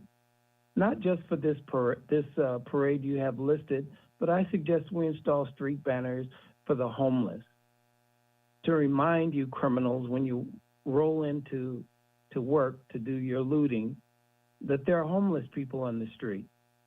Number 14, legislative solutions regarding Van Nuys Airport. I suggest we include solutions for the homeless in this proposal as well. And Daniel Gus is absolutely right. Anything with Martinez's name, but actually anything with Farrell's name. Farrell, your presentation to the people, those beautiful people, has nothing to do with you. You're a criminal. Hopefully you'll be voted out in the next few days. 16 to 24, we have cats and dogs and rabbits. Love the animals, but how about some money for the homeless? How about some solutions? You clown people sitting up there. You have no solutions. So let's talk about cats and dogs and rabbits when you have to step over people to get into Sleazy Hall. You have to literally step over people. You have no clue You can go into on general how to if you do wish, Speaker. anything. Yeah, that's a good idea. Public, where are the pimp preachers and Tavis Smiley giving outrageous comments? Where is their outrage? Where are they when 70,000 homeless people on the street 3 to 8 die daily? Oh, they only show up for Mark Ridley Thomas' paycheck. That's the representation we have from Price and Sleazy Marquise Dawson. 50% of the homeless are black, 50% of the incarcerated, 50% unemployed or underemployed. But what do they bring these nitwits in here to talk about? Mark Ridley Thomas paycheck. Krikorian, you disgraced yourself. And the public, to show these ignorant little children how to behave. You tell little infants to sit in class, be quiet, don't talk on your phone, don't eat, but look at the Thank you, sleazy council. Speaker. Thank you. Next caller, please. Caller, please state the items you'd like to speak on. Lauren Fable, I'd like to speak on all items and general public comment. Sure. So that's 3 minutes for 4 and 13 through 24, and followed by a minute for general. So please begin. Thank you. And I'd love to focus on this animal services issue. Why do you guys all have egg on your face right now? I mean, Garcetti gets some blame, but Paul Koretz is the head of the committee. And when this thing dropped this summer, he said, we don't monitor animal services. And I don't expect Paul Koretz to monitor every animal services commission meeting. But if that's your department commission, it's your responsibility to ensure you have a staffer monitoring every meeting and checking in with your commissioners. This is a good time to think back to the commentary we heard earlier this year about professionals, trust the professionals in City Hall. And they deserve a lot of blame because for years we heard animal services staff complain about the decimation that ensued from your SIP buyouts. And on top of the hiring freezes, they were equally decimated by the personnel department, which has been slow to hire to help get them back up to full strength. Back to Paul Koretz, though. Up until about a month ago, he hadn't visited a city animal shelter since before the pandemic, over 2.5 years. Can you fucking believe that? The only thing that's more absurd than that is that after the LA Times story broke this summer, he waited 2.5 months to finally visit an animal shelter. And that might have just been because he heard Marquise was going to visit one and didn't want to get it shown up. The only thing that's more absurd than all of that is that 2 weeks ago, Councilmember Koretz had his PAW committee hearing, and he ejected about half a dozen speakers for speaking on these items simply because they were saying things somewhat critical of Paul Koretz's handling of these items. Oftentimes, people getting kicked off without warning. He ejected me for being off topic when I merely mentioned he waited 2.5 months after the Times story to visit a shelter. I haven't been kicked off so far. So that tells me Fable knows I'm definitely on topic. The fact that none of you lifted a finger in response to Councilmember Koretz clearly illegally attempting to suppress legitimate criticism that is certainly on topic says a lot. And it's really rich considering every meeting we hear you getting livid when meetings get disrupted. Respect our measly minute of time if you want your time respected. Also, you know, you've never done anything about marshaling up some money for that recall of KDL and Gil. Back to Councilmember Koretz, I'd also like to note that you ejected me from that meeting. And after that, someone who sounds a lot like your guy, David Hirsch, was caught on a hot mic calling me a kashishti. Even though I have no fucking clue what that means, I'm honored to draw such a unique insult from your team. For my general public comment, I'd just like to say, you know, Tuesday's coming up. And I warned y'all a couple times around that Nuri was walking you off a plank. through her divisive way of ruling this council, through the ways in which she suppressed public input, through the ways in which she shut down meetings and gunked up your ability to address systemic problems in this city on a number of issues, Article 34, vacancy tax, systemic reforms to our charter, none of that touched. And through her failure to do anything in her time as council president to address corruption, we are now here at this moment where Rick Caruso is within, what, like 5%? Look at what you've done, and I hope you get your shit together, and I hope you are genuinely planning to take things seriously with this reform thing, but we haven't seen anything serious moving there, and it would be great to see that committee of yours get to work. Thank you for your time. Thank you. Thank you. Next speaker, please. Caller, please state the items you'd like to speak on. Hi, I'd like to speak on items 16 through 24 and general public comment, please. Sure. So you have 3 minutes for those items, followed by a minute for general. Please begin. Thanks. So first off, let's talk about item number 17, which looks at wanting to do spay and neuter. That's a good item. We should be doing that. Spay and neuter increases the life expectancy of pets and it reduces costs. It's something that would actually be a good fiscal investment because it reduces unwanted litters, which then in turn reduces costs to the animal shelters. The question is, why wasn't this a priority before the scandal broke? This is the kind of fiscally responsible policy and practice that saves the city money, that serves the residents, is really good for everyone. And yet, as a city and as a whole, we've substantially underinvested in it for years. And it shouldn't have taken a scandal to do good fiscal policy and to do good, frankly, social policy. Then I want to talk about number 18, which is looking at changing the process for volunteers. This absolutely needs to be done, but I just don't really have any confidence in it. I was in that animal services meeting where I saw volunteer after volunteer disconnected for being quote unquote off topic. I don't think anyone was off topic in that meeting. It seemed that anytime someone approached criticism, they were disconnected from the meeting and not allowed to speak, which frankly feels very close to what's been happening with animal services, that anytime a volunteer dares to speak out about something that they see that's not right or needs to be fixed, they're disconnected from animal services. There's sort of a straight line between how that committee was handled and how animal services has been handling it. And everybody who's calling in about animals, they're people who care, and you're treating them like dirt. It was really, frankly, it was really disturbing to see, to witness. And I think that as a city, we need to do better. I strongly believe that there's a direct line between how council has been handled the last few years and how public comment has been handled the last few years, and the kind of protests that you see now. You've created a circumstance in which people have to yell or go to the media in order to be heard. So while we absolutely need reforms for the volunteer process, I think there needs to be some inward looking as well.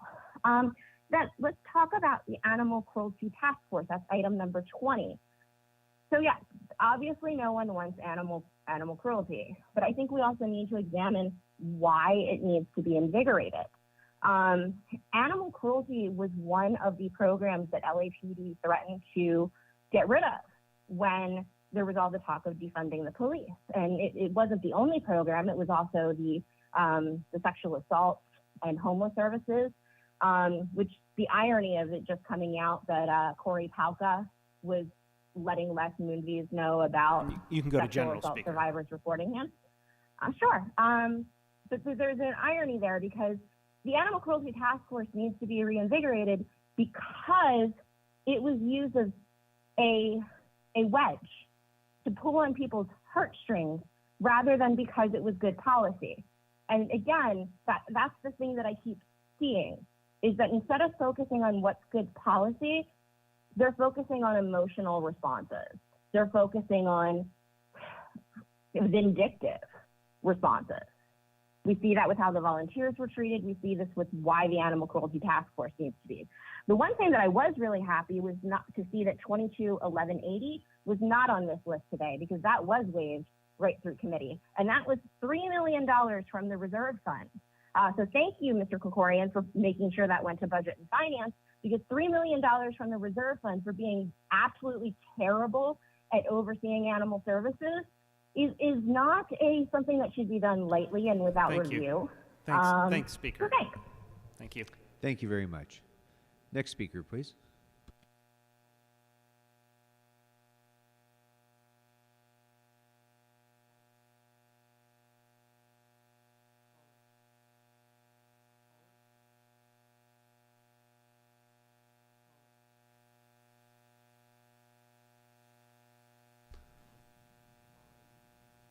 All right.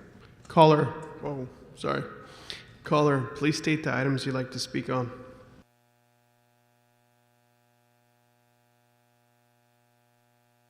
Go ahead, caller. Caller ending in 1148, please press *6 to unmute. So caller with last 4 digits of phone number 1148. If you're there, please press *6 right away, or we're going to have to move on to the next person. So I think we should probably move on. Next caller, please.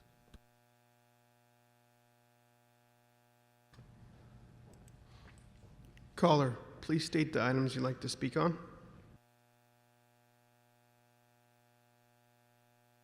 Hi, everything on the continuation agenda in general. So I think that's like 16 through 24, right? Sure. So yeah. So you'll have 3 minutes for 15 through 24 if that's what you want, and then a minute for general. So please begin. Great. We all see Koretz's Hail Mary animal services motions for what they are, an unsuccessful attempt to fool voters and garner votes. If he gave a shit, he would have been doing his job as head of PAWS committee for over the last how many years? Is it 10? Although it must be noted that the audits was only added to the committee name after he decided controller was the next government paycheck he wanted to collect. Why has animal services been a mess for so long? Was Polly asleep at the wheel? And if he was going to all of a sudden fund the department properly, why wasn't it being done through the correct channels? Why is Koretz white knighting in with neighborhood service funds and reserve fund and a flurry of ridiculous motions? Because it's all performative for his campaign. All of these things are important and should be funded, but everything about this, down to and including Paul's PAWS meeting of 1, would be the biggest joke on earth if it were not for the animal cruelty. Many of these have been suggested for years. I know for a fact that the budget advocates have pointed out that funding spay and neuter made fiscal sense in several reports. Speaking of the clown show that was the PAWS meeting that Paul had with himself, I recommend anyone that hasn't watched it, go to YouTube immediately. Him tossing out speakers like a petulant baby and then conducting the report backs is funny as fuck. So you're saying that funding the Animal Services Cruelty Department will be stopping future serial killers? He, of course, didn't actually say serial killers because it might remind people of his good friend, Ed Buck. And while I'm talking about Animal Cruelty Division, let's talk about how LAPD cut the division that it thought would pull at people's heartstrings in 2020 so they wouldn't get defunded. Animal cruelty, sex crimes, and elder abuse, further victimizing the most vulnerable of us. In all budget discussions I've had with LAPD, they've refused to even talk about re-implementing these departments until they have 10,000 officers funded, holding them at ransom. So good on you guys if you can actually get the Animal Cruelty Task Force back. I guess it's possibly a good thing that there's not sex crimes, because if LAPD captains are just going to leak the info to perps, what good does it do? It actually does harm. Seriously, what the fuck is even going on at City Hall? Between council, LAPD, sketchy as shit contracts, and development deals, yikes. Did you guys make a bet with Chicago about who could be most corrupt? If so, I think we might be winning. You all need to think about why you're being protested every day. It isn't because people like coming down and yelling at you. It's because the public's lack of faith in the government, the blatant and casual corruption and racism of City Hall, and your exhibited disdain for the public. I'm not looking at YouTube, but how many of you are looking down right now? How many of you are walking around? How many of you are in the back room? How many of you inside conversations? Because that's what happens during public comment. You make it so that we feel that yelling and shouting is the only way we can be heard.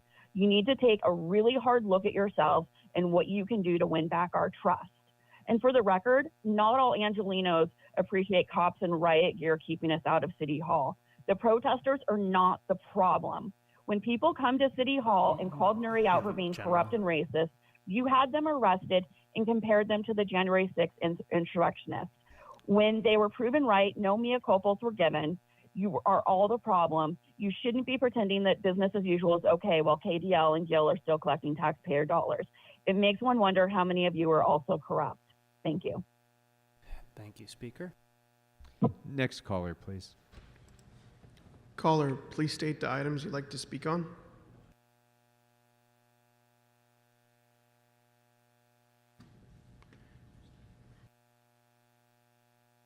Yeah, I would like to speak on items 16 through 24 as well as general public comment. Very good. So you have 3 minutes for the items, followed by a minute for general. Please begin.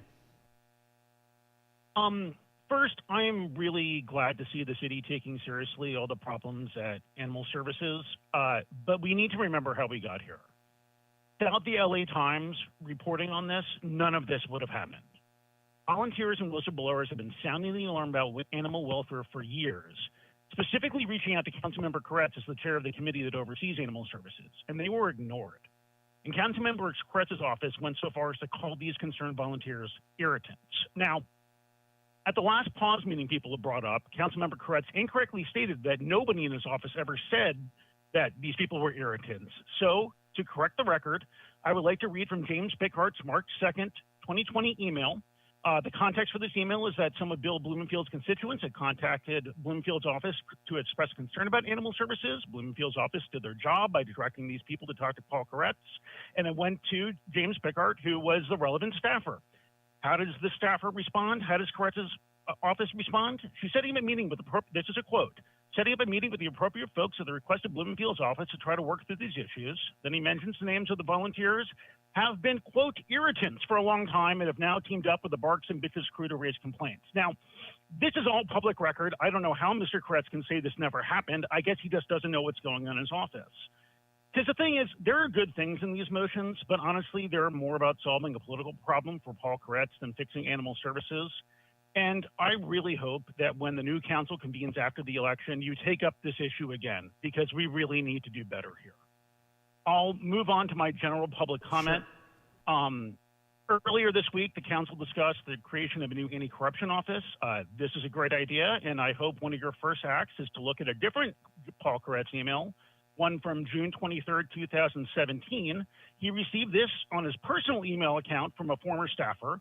And then I also want you to look at a letter that Paul Koretz sent later that day to the general manager of the Department of Building and Safety. Again, all public record.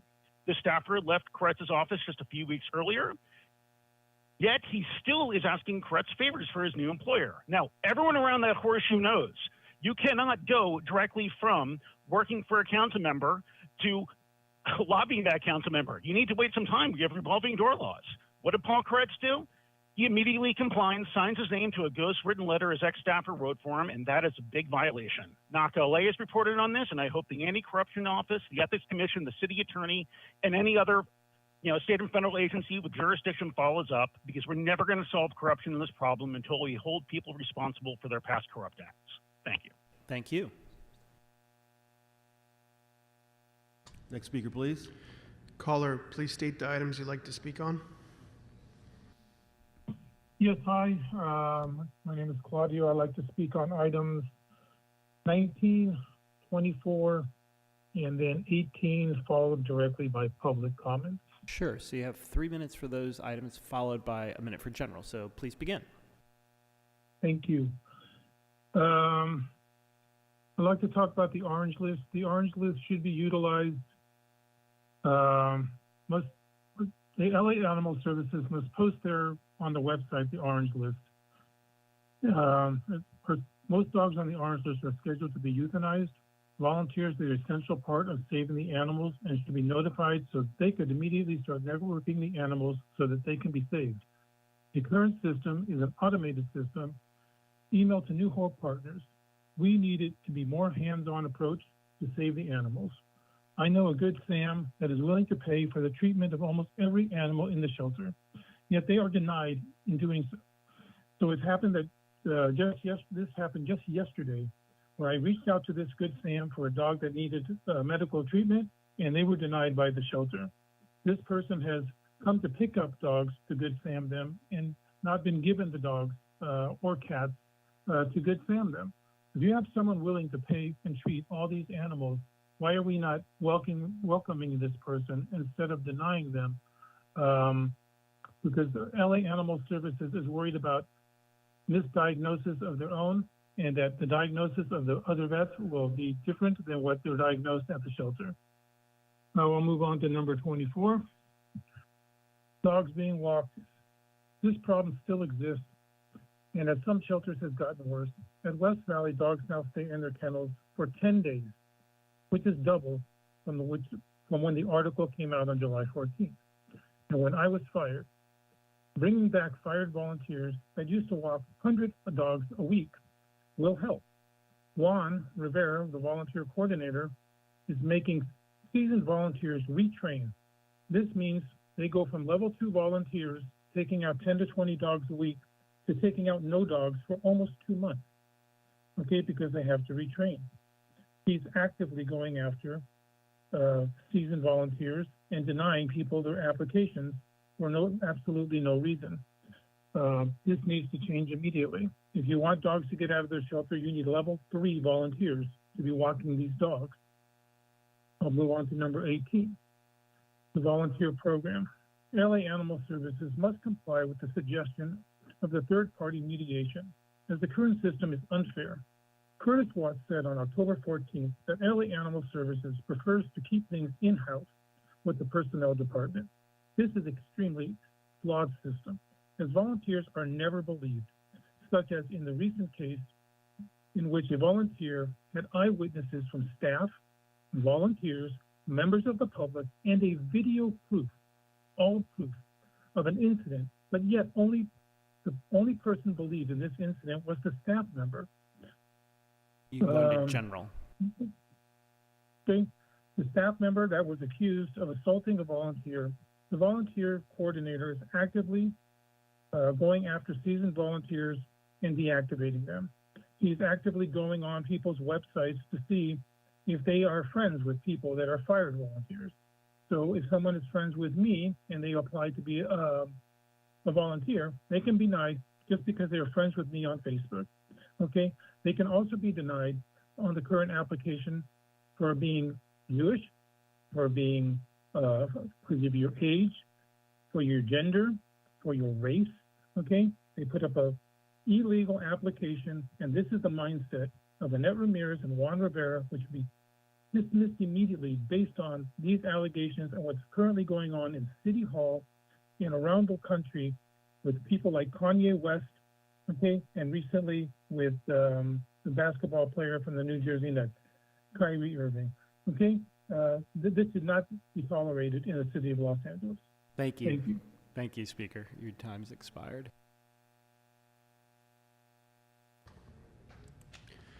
Caller, please state the items you'd like to speak on.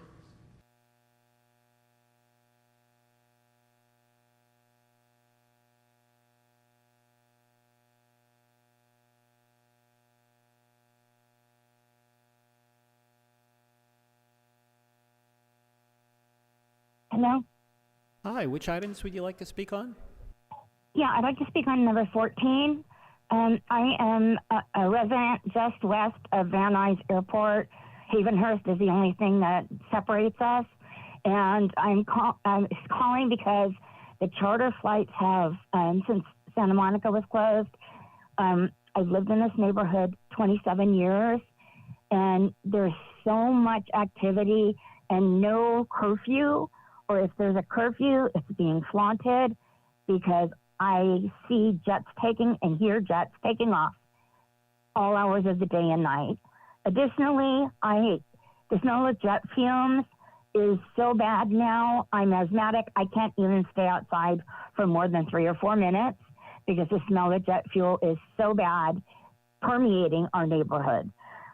So in retrospect, I really would wish we could actually do something positive for the neighbors of Van Nuys Airport.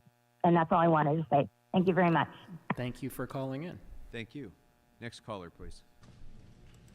Caller, please state the items you'd like to speak on.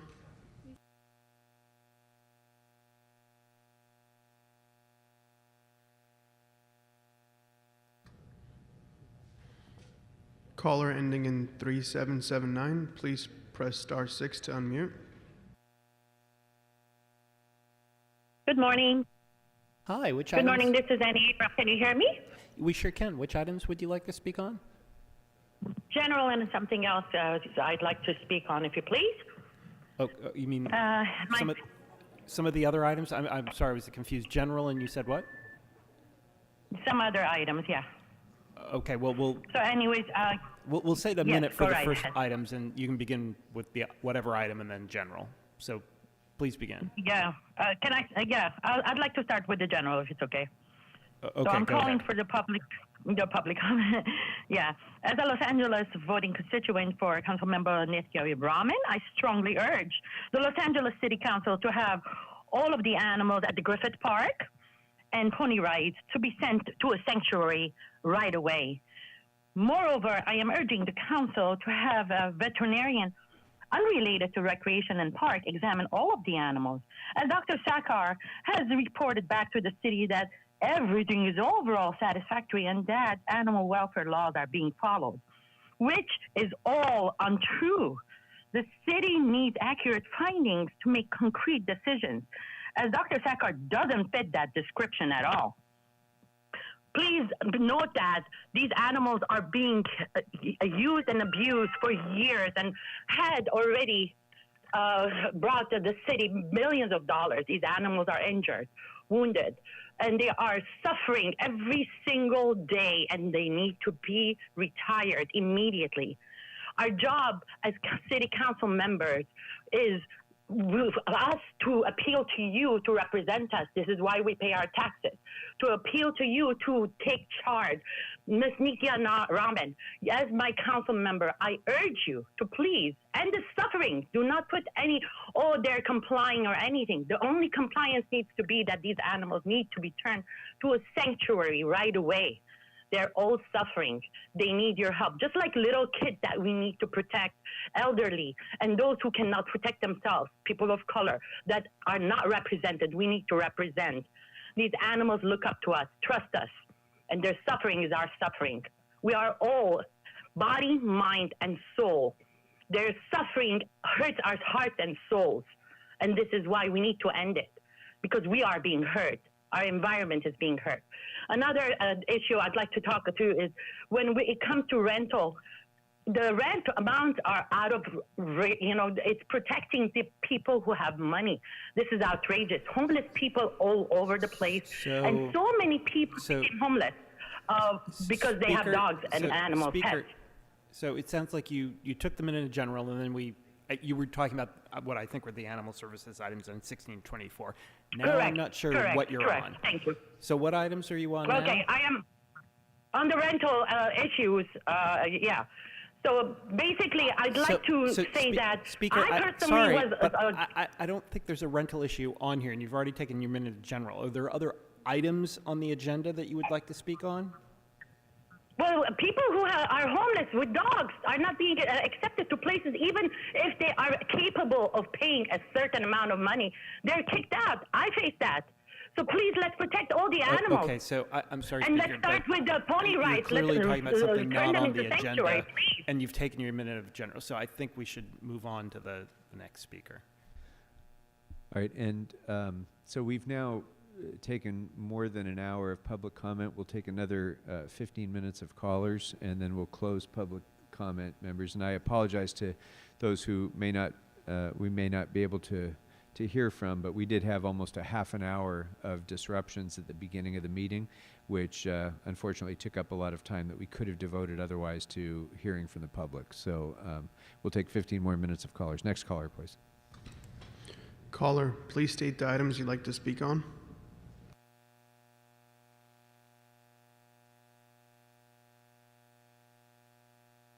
Yes, hi. I'm calling for general public comment, please. Sure, you have a minute. Please begin.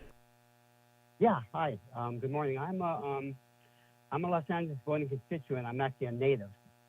And I'm urging the LA City Council to have all of the animals at Griffith Park and pony rides sent to a sanctuary. In addition, Recreation and Parks needs to be investigated for acting unlawfully. They have not responded to our Public Act request.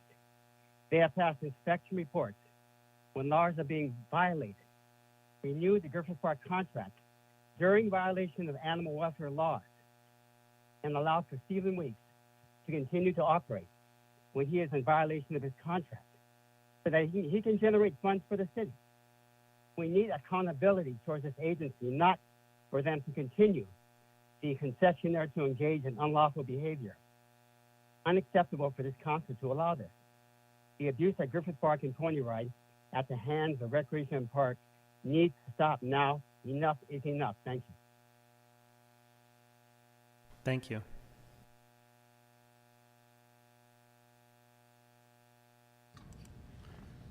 Caller, please state the items you'd like to speak on.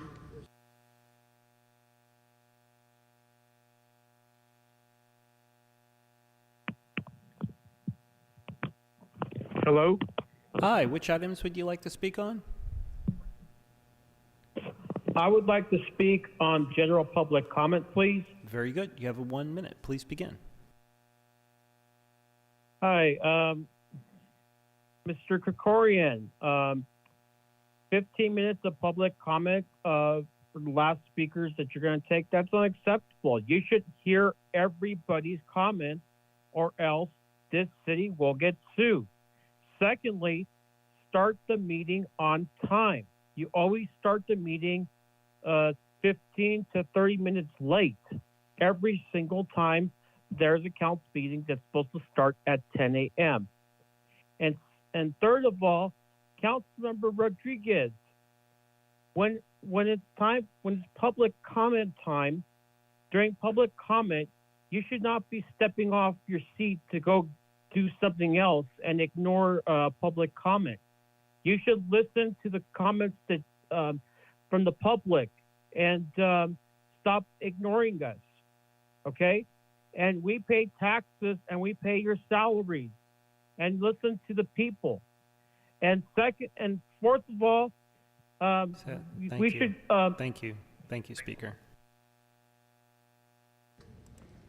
Caller, please state the items you'd like to speak on.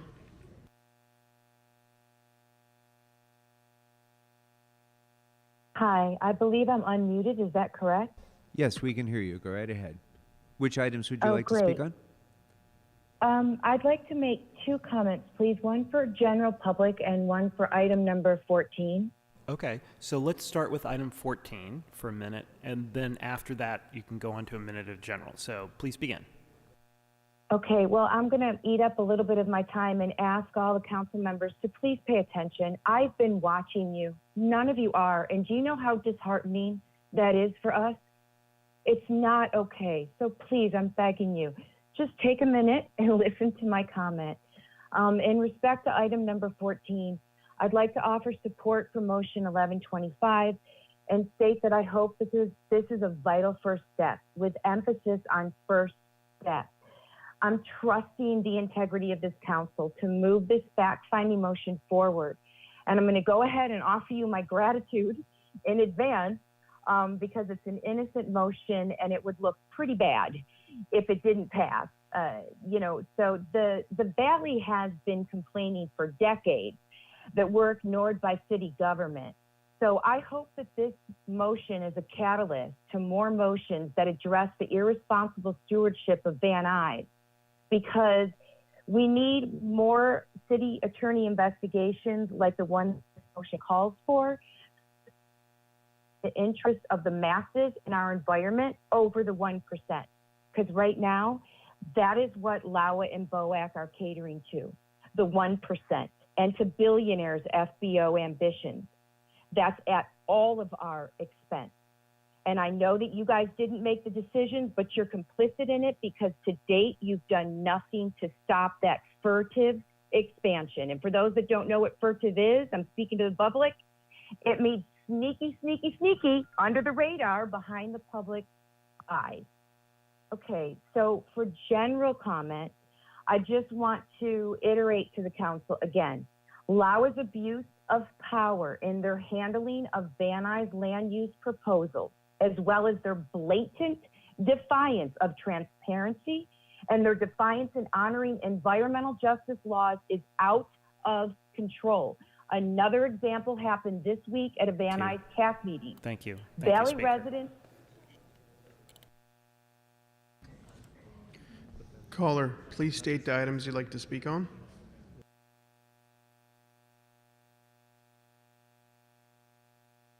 I would like to talk on item 14, and public comments.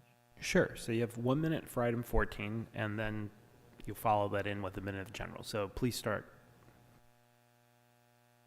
Good afternoon. I'd like to thank you for dealing with the public today and paying attention to my comments. I'm just completely shocked at how the public has treated you guys. I know you've had a hard job, but please continue to try and do your best and allow the public to have an opportunity to speak and express ourselves. Please support item 14, 1125. We absolutely need an investigation into the huge increase of jet traffic, 50% or 40% the last few years, year over year. Basically, Van Nuys has gone from about 1,000 jets a month operation to 7,000 jets a month operation under Nury Martinez corrupt behind door dealings. So please support that motion. And the Citizens Advisory Council also just sent you a motion to do a moratorium on expansion at Van Nuys until the city attorney can look into these corrupt dealings. And the expansion without city input, or without community input, or the required CEQA. They currently just lied that they brought the quadrupling of helicopter activity at Van Nuys before the Citizens Advisory Council, which was absolutely false. They pulled it off the BOAC docket, and they're trying to sneak it back on the docket by saying, we got to approve the lease, and then we'll show you what we're going to build. That isn't how it works. How it works is the public gets to hear about the expansion and make comments on the expansion before leases are approved. Giving away city assets for $1 a foot at the airport per year is stealing from the public. Our lands are worth more than $1 a foot a year to be given to companies that are making billions. We should get proper use and proper money for land at the airport so that the public mitigation can. Thank you, Speaker. Caller, please state the items you'd like to speak on.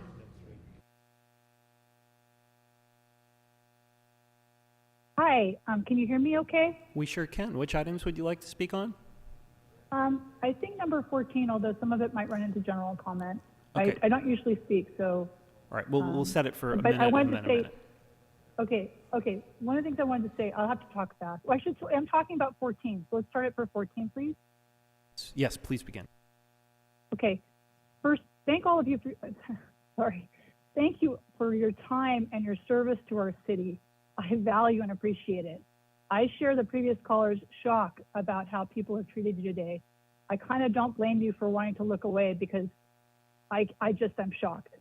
So regarding 1125, it's on the right track about doing an investigation into the increase of charter jet operations, but it should be revised to include all jets.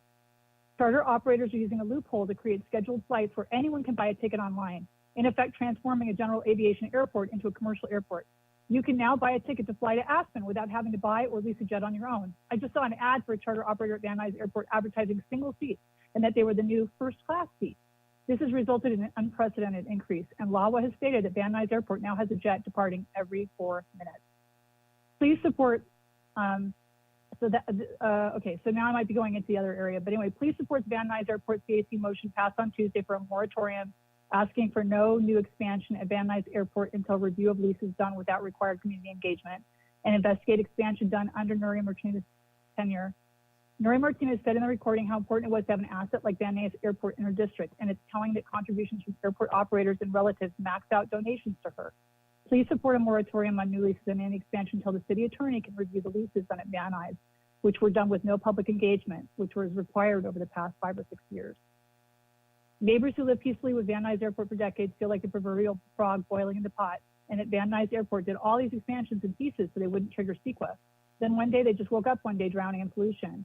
As Van Nuys Airport appears to only be focused on expansion beyond its original intent and purpose, and is forcing the residents in the surrounding community to bear the brunt of the environmental consequences without input or mitigation. Finally, the city should self-fund the airport and stop taking federal grants so in 20 years, they can get control back. Please charge operators appropriate costs, loading, landing fees, et cetera, to make the airport sustainable on its own. A recent Thank you. CBS News spot stated the Van Nuys Thank you. Airport. Thank you, Speaker. Caller, please state the items you'd like to speak on.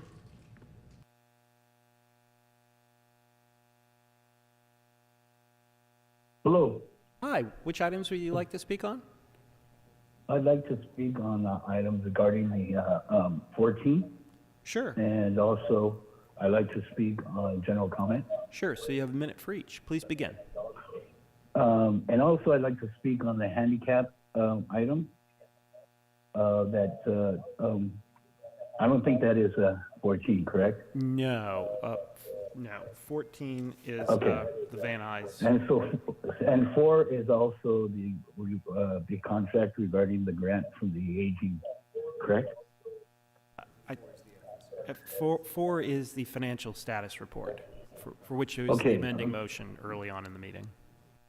Okay, I'm sorry. Your agendas online are very difficult to understand for the general public. I just want to say that. So we'll give you 2 minutes for 14 and FSR, and then a minute for general. So please begin. Okay, thank you. In regards to the airport, Nuri, Councilman Nuri, that's a good example of why this council should think twice about anything that comes up from the 3 disgraced council members who are really not paying attention to the constituency and paying attention more to the people who fund their elections. I know that's the way you guys operate, but that's time for that to change, okay? Let's stop with that modus operandi for you guys. And now I'd like to get into my general comment. First of all, rules for conduct. You, Mr. Chairman, have said that you're going to limit public comment, and you kind of like are penalizing the people for their conduct in the council chambers. Well, the city council members talking during public comment, that's a disgrace. That's also poor conduct and disrespect. Councilman Rodriguez, your arrogant activity, and all of you that get up, talk, and not pay attention to the public, it's a bad look. And finally, I'd like to speak on the gondola and that joke of the ERR that's out there. I'm sure McCart, this is payback for his contributions to Cedillo. And Metro is not pedestrian friendly. That Dodger Stadium needs steps from North Broadway, from the Metro. What about people movers? What about monorails? When I was a kid, I went to Disneyland, they talk about Tomorrowland. 60 years later, Tomorrowland's never come to Los Angeles. You guys are a disgrace. Stop doing the things that help you get reelected and start listening to your community and pay attention to your community. You guys have drawn the attention of your community, and now you're a bad luck. All of you are a bad luck. I think we've finished up general, so I think we need to move on to the next speaker. Next caller, please. Caller, please state the items you'd like to speak on.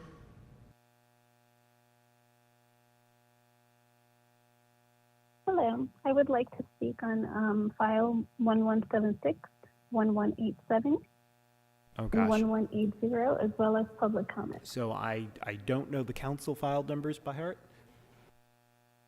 but I think they are indeed open for public comment. So that's 2 minutes for those items, I believe. I think you said 3 minutes. Right. And then followed 3 by minutes general. on a So public please comment. begin. I think you're talking about Okay, items so 18, et cetera. I'd like to start with public comment, please. But would you mind starting with the I items? It's a understand. lot easier if we start with the items. So let's start with the items. That way, if you go into public comment and you're on a roll, you can just No keep problem. going. No problem. I'd like to start with 221187, which is volunteers that are desperately needed for the dog walking that does not happen under the leadership of Paul Koretz. He has known about unlawfully terminated volunteers going back years and years and has done nothing about it. And the volunteers are the only ones that have ever walked animals. So every time the department cries about having low staff, it never had anything to do with dog walking. It's always been volunteers who walk dogs. And that kind of spilled over into item number 221176, which is the application processing for volunteers that I'm not sure if it's been reviewed by city attorney because the new application seems incredibly detailed. I mean, I'm not sure if we're volunteering to walk shelter animals or we're volunteering to work with the CIA. The amount of questions that they ask about ethics and background is incredibly excessive, not to mention that volunteers are continually silent. Going into item number 22180, I'm going faster to give other callers time. You definitely need to look into spay and neuter laws, which is why we are where we are with the overpopulation of the animals. They're not enforced. You have created a problem. You're profiting off of it because your shelter is getting donations in the millions, and it's just a system that you keep working. You are creating a problem that is the suffering of the animals and then collecting money off the back of suffering animals. It will catch up to you. Things come to light. Goes back to Mr. Koretz, who says he's only, figurative speech of a leader for PAW committee with the word audit magically added right before he ran for controller. He has known about this problem. Not only has he known about this problem, his office, Mr. Brickard, worked hand in hand with the department to try to close West Valley Shelter and privatize it, a shelter our community desperately needed. So not only is he aware of the problem, his office was actively working on making it even worse. Mr. Brickard is his staffer that called volunteers irritants. I am one of the volunteers that I'm not quite sure what happened to me. I reported abusive behavior and nothing happened to the person who was creating a very toxic work environment. I was called into a meeting. I wanted to have all meetings in writing just so I would have a record of what was said and done. You can go to general if you wish. Okay, just every issue I wanted it documented, and they said that isn't possible. What they could say to me could only be said orally without having a record of it. What is it that this department under Paul Koretz could say to me that only had to be verbal? Refused to meet with me in writing, refused to put the response in writing. And in the meantime, they sent me an application to reapply to become a volunteer again. I was reporting an abusive environment. Why would I want to go back to an environment that I reported to you as abusive and you did nothing to correct it? Your only response was to call volunteers irritants, Mr. Koretz. And for you to sit there and now cut back on public comments that are calling in and only give callers 15 more minutes is oppressing public's voice, no? You are there as the representatives of our city to listen to your constituents with valid concerns. Thank you. Thank you very much. And just for the record, no, it was not 15 minutes. It was an hour and 15 minutes, more than an hour and 15 minutes of public comment taken both on the phone and from everybody who was here to offer comment in public chambers. We would have taken more, but for the fact that we had nearly a half an hour of disruptions at the beginning of the meeting. So with that, we'll close public comment on all items. We'll close general public comment. Council members, we're now able to vote on some matters. Madam Clerk, what items are now before us? Items 13 through 15 are before council. Okay, and have any of those items been called special by members? I don't believe so, so let's go ahead and open the roll, close the roll, tabulate the votes. 10 ayes. And pardon me, Mr. President, there is a request to send item 13 forthwith. Without objection, that'll be the order. And we can now move on to items that members have called special for discussion. And President Pro Tem Price, can you take over from here?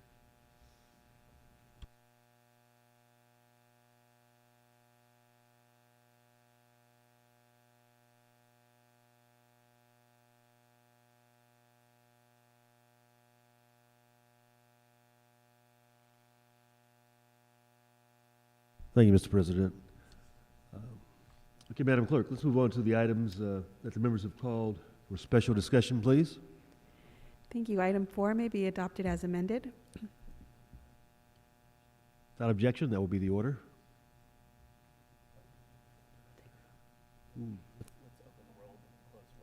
Okay, open roll, close the roll, tabulate the votes.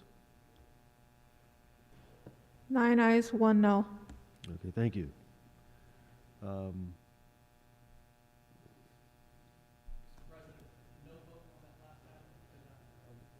No vote, no vote for Mr. Busquiano on that vote, please.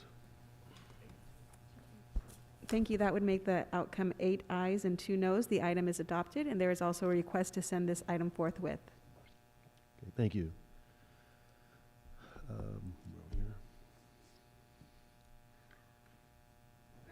And before the council are items 16 through 24, called special by Councilmember Koretz. Okay, Mr. Koretz, the floor is yours, sir. Thank you, Mr. President. As chair of the committee that deals with animal issues, I'm routinely asked and routinely receive insistent demands to intervene in the operation of animal services. People want me to make decisions that are, by virtue of the charter, the administrative code, and the municipal code, the responsibility of department management and its commission. In response to these requests, I don't elbow the general manager out of the way and try to run the department myself. Nor should I, nor can I. Every one of us around this horseshoe knows the drill with regard to the departments our committees oversee. We ask, we recommend, we cajole, and we legislate. As members of the council, that's what we do and what we're supposed to do. As you may recall, I spent a couple of months ago looking at various issues at our animal shelters and summarized what I found in a long report released about a month ago. That report reflects a lot of stakeholder input that I received prior to releasing it and what I heard about issues in the shelters from the perspective of volunteers, staff, and activists. Subsequently, I've worked to legislate change and improvements where it was necessary and appropriate. And that's what the motions are before us today are about, covering everything from the underfunding of the department budget to shelter maintenance and operations, the volunteer program, and management labor relations. In addition, my report made a variety of suggestions to be considered by the department that don't need the council's involvement. Because the motions here are recommendations from the chair, which is necessary when not enough members attend committee, the public has had another chance to comment on them. Not surprisingly, some people have been critical because they feel I'm not proposing big enough changes or moving as fast as they'd like. And that's their right, but it's our obligation to be realistic and work within the constraints we face every day. The motions call on the department and other departments to look at ways of making improvements that will make a difference for our shelter animals and the animal-loving public. Most of them launch processes that I think can accomplish that, and on that basis, I ask for your vote on all of them. Thank you. Thank you, Mr. Koretz. Any other speakers on this matter, members? Okay, seeing none, Madam Clerk, please open the roll on the item. Close the roll and tabulate the vote. 10 ayes. Okay, that matter passes. Madam Clerk, what's next on the agenda? The council has motions for posting and referral. Okay, those items are posted and referred. The desk is clear. Okay, thank you. Members, do we have any announcements this morning? Any announcements?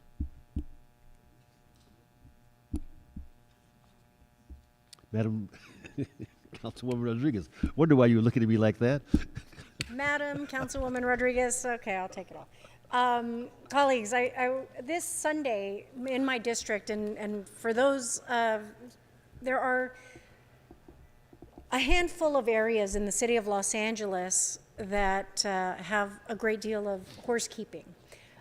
Since taking office back in 2017 and with the ensuing fires that occurred in my district, my office has been leading a concerted effort to make sure that animals and, both dogs and cats, household pets, as well as equine, are registered appropriately, so that in the event of an emergency, if there's evacuation and mass evacuation orders, which sadly we've had to endure in my district 3 times, we could easily connect families with their animals.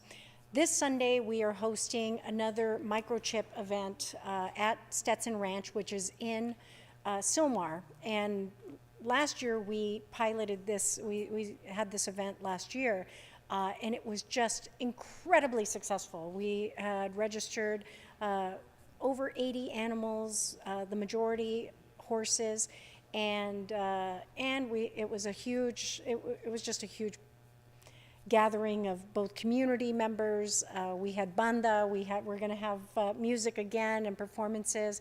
But it's just a beautiful event, particularly with all the charros and all the horse owners in the district coming together, both to make sure that their animals are registered appropriately, but we can also share and impart with them the critical life-saving tips that so often they might be confronted with in the event of a large-scale emergency, particularly along the foothills. So, for anybody who's never been or been around that environment, we invite you to come to Sunday's horse registration and microchipping event at Stetson Ranch, beginning at 8 o'clock, and all are welcome, so please come join. Thank you. Thank you, Councilmember. What time does the event start? 8 o'clock. 8 o'clock. Okay, be there or be square. That's right. Any other announcements, members? Mr. Marquise Harris-Dawson. Any other announcements, members? Let me just take a minute and acknowledge we've got students from the SC Dornside College, 2 alumni who are with us today, and 2 faculty. So let's welcome our friends from USC. They have been shadowing Detective David Sun with the LAPD this semester, and so we appreciate your presence. Okay, members, no other announcements. Let's stand for adjourning motions, please.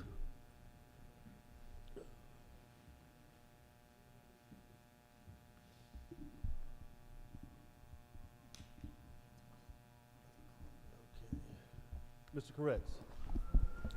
Thank you, Mr. President. As you've probably already heard, since it's been well publicized, my good friend and mentor, Councilmember Roz Wyman, passed last week at 92 years old. Messages of love, respect, and admiration have been pouring into my office, describing her as a woman whose esteemed record is forever sealed in the annals of LA history. Elected to the Los Angeles City Council's 5th District at 22 years old, she was the youngest person to have been elected to the council and second woman ever to sit on the city council, as well as the first Jewish council member elected in 53 years at the time. Roz is best known for her crucial role in bringing the Dodgers here from Brooklyn in 1957. Can you imagine how extraordinary that is, that an inexperienced 22-year-old was able to negotiate with the Brooklyn Dodgers and convince them to come across the country to become our Los Angeles team? They had just won the World Series 2 years earlier. It's been noted that she held season tickets her entire life and remained good friends with Tommy Lasorda for their mutually long lives. It's also true, but less well known, that she was instrumental in getting the Lakers to move here from Minnesota as well. It was my honor to have Palms Recreation Center to be known as the Rosalind Roz Wyman Recreation Center, and to have recognized her with the Pioneer Woman Award for her trusted advocacy for our civic good, as well as her having been a trailblazer of female political involvement and setting a wondrous example for girls and women by virtue of her compassionate activism and profound leadership. She will forever be beloved as a magnificent and effective champion for progress, prosperity, and betterment of Los Angeles, and is treasured for her eloquent advocacy and dignified determination promoting opportunity, equality, justice, and civility. And may she rest in a well-deserved peace. Mr. Koretz, she was really an angel to the city, and I'd like to have all members sign on as they Please. do this unless there's an objection. Thank you. Mr. Gregorian. Thank you very much, Mr. President. Members, it's with deep personal sadness that I ask that we adjourn this meeting in memory of Lori Safian, who passed away on October 27th, far too early at the age of 60. Lori Safian was a personal friend of mine for half of my life. Many of you know her from her work as the chair of Women Against Gun Violence and as the board chair of LA Shares. She was a woman of extraordinary optimism, joy, compassion, empathy, humor, who really lit up every room that she walked into and uplifted everyone around her right up until the very last days of her life. I met her in the course of organizing for the 1992 presidential campaign for President Clinton. And since that day, we worked together on countless projects. And she always was a political activist whose activism came from her care and compassion, and was always heart-led, not agenda-led. She was the co-founder of Bedrock Strategies with her dear friend Scott Mann. She deputy campaign managed Zev Yaroslavsky's campaign for county supervisor, and was involved in countless other political and social justice campaigns. As the co-chair of Women Against Gun Violence, she started the Talk Back program, which was designed to help educate families on how to protect children against gun violence, and really was very actively involved in all of the work that this council has done on safe storage and on the large capacity magazine ban and so many other things that we've worked on. As board president of LA Shares, many of you know LA Shares work. It has directed over $200 million in donated items to more than 4,000 local nonprofit organizations every year, and has kept more than 1 million pounds of material out of landfills. It was a project of joy for Lori as well. She was an extraordinary mother of her sons, Noah and Asher, in whom she can still be seen when people see them and hear them and watch their smile even now. She's survived also by her beloved husband, David Strauss, her mother, Lois Safian, who is one of the original founders of Women Against Gun Violence, and many of you know Lois from many other capacities in which she's been a community leader in this city. Her sisters, Samara Safian, Mimi Maynard, Nancy Simpson and their families, and her aunt, Catherine Vines. This world has lost a great deal with the loss of Lori Safian, but it's also a better world because she was here. She's asked that in lieu of flowers, donations be made in her name to Women Against Gun Violence or Children's Community School. I'll miss her dearly. May Lori Safian rest in peace. Thank you, Mr. Gregorian. Certainly another angel in our community, and she will be missed. Any other adjourning motions, members? Seeing none, this meeting is adjourned. Thank you.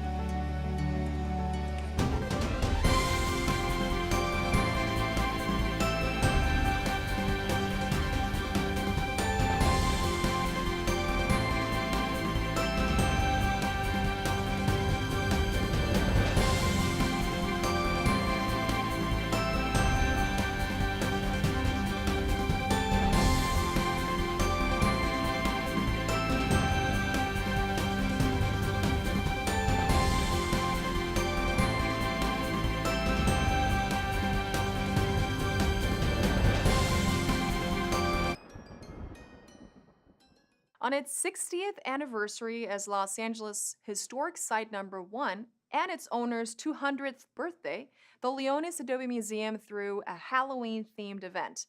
The Pumpkin Party took place in Calabasas, which in Spanish means pumpkins, and was an opportunity for families to learn about the rich history of this iconic site from a fun and spooky perspective. Take a look.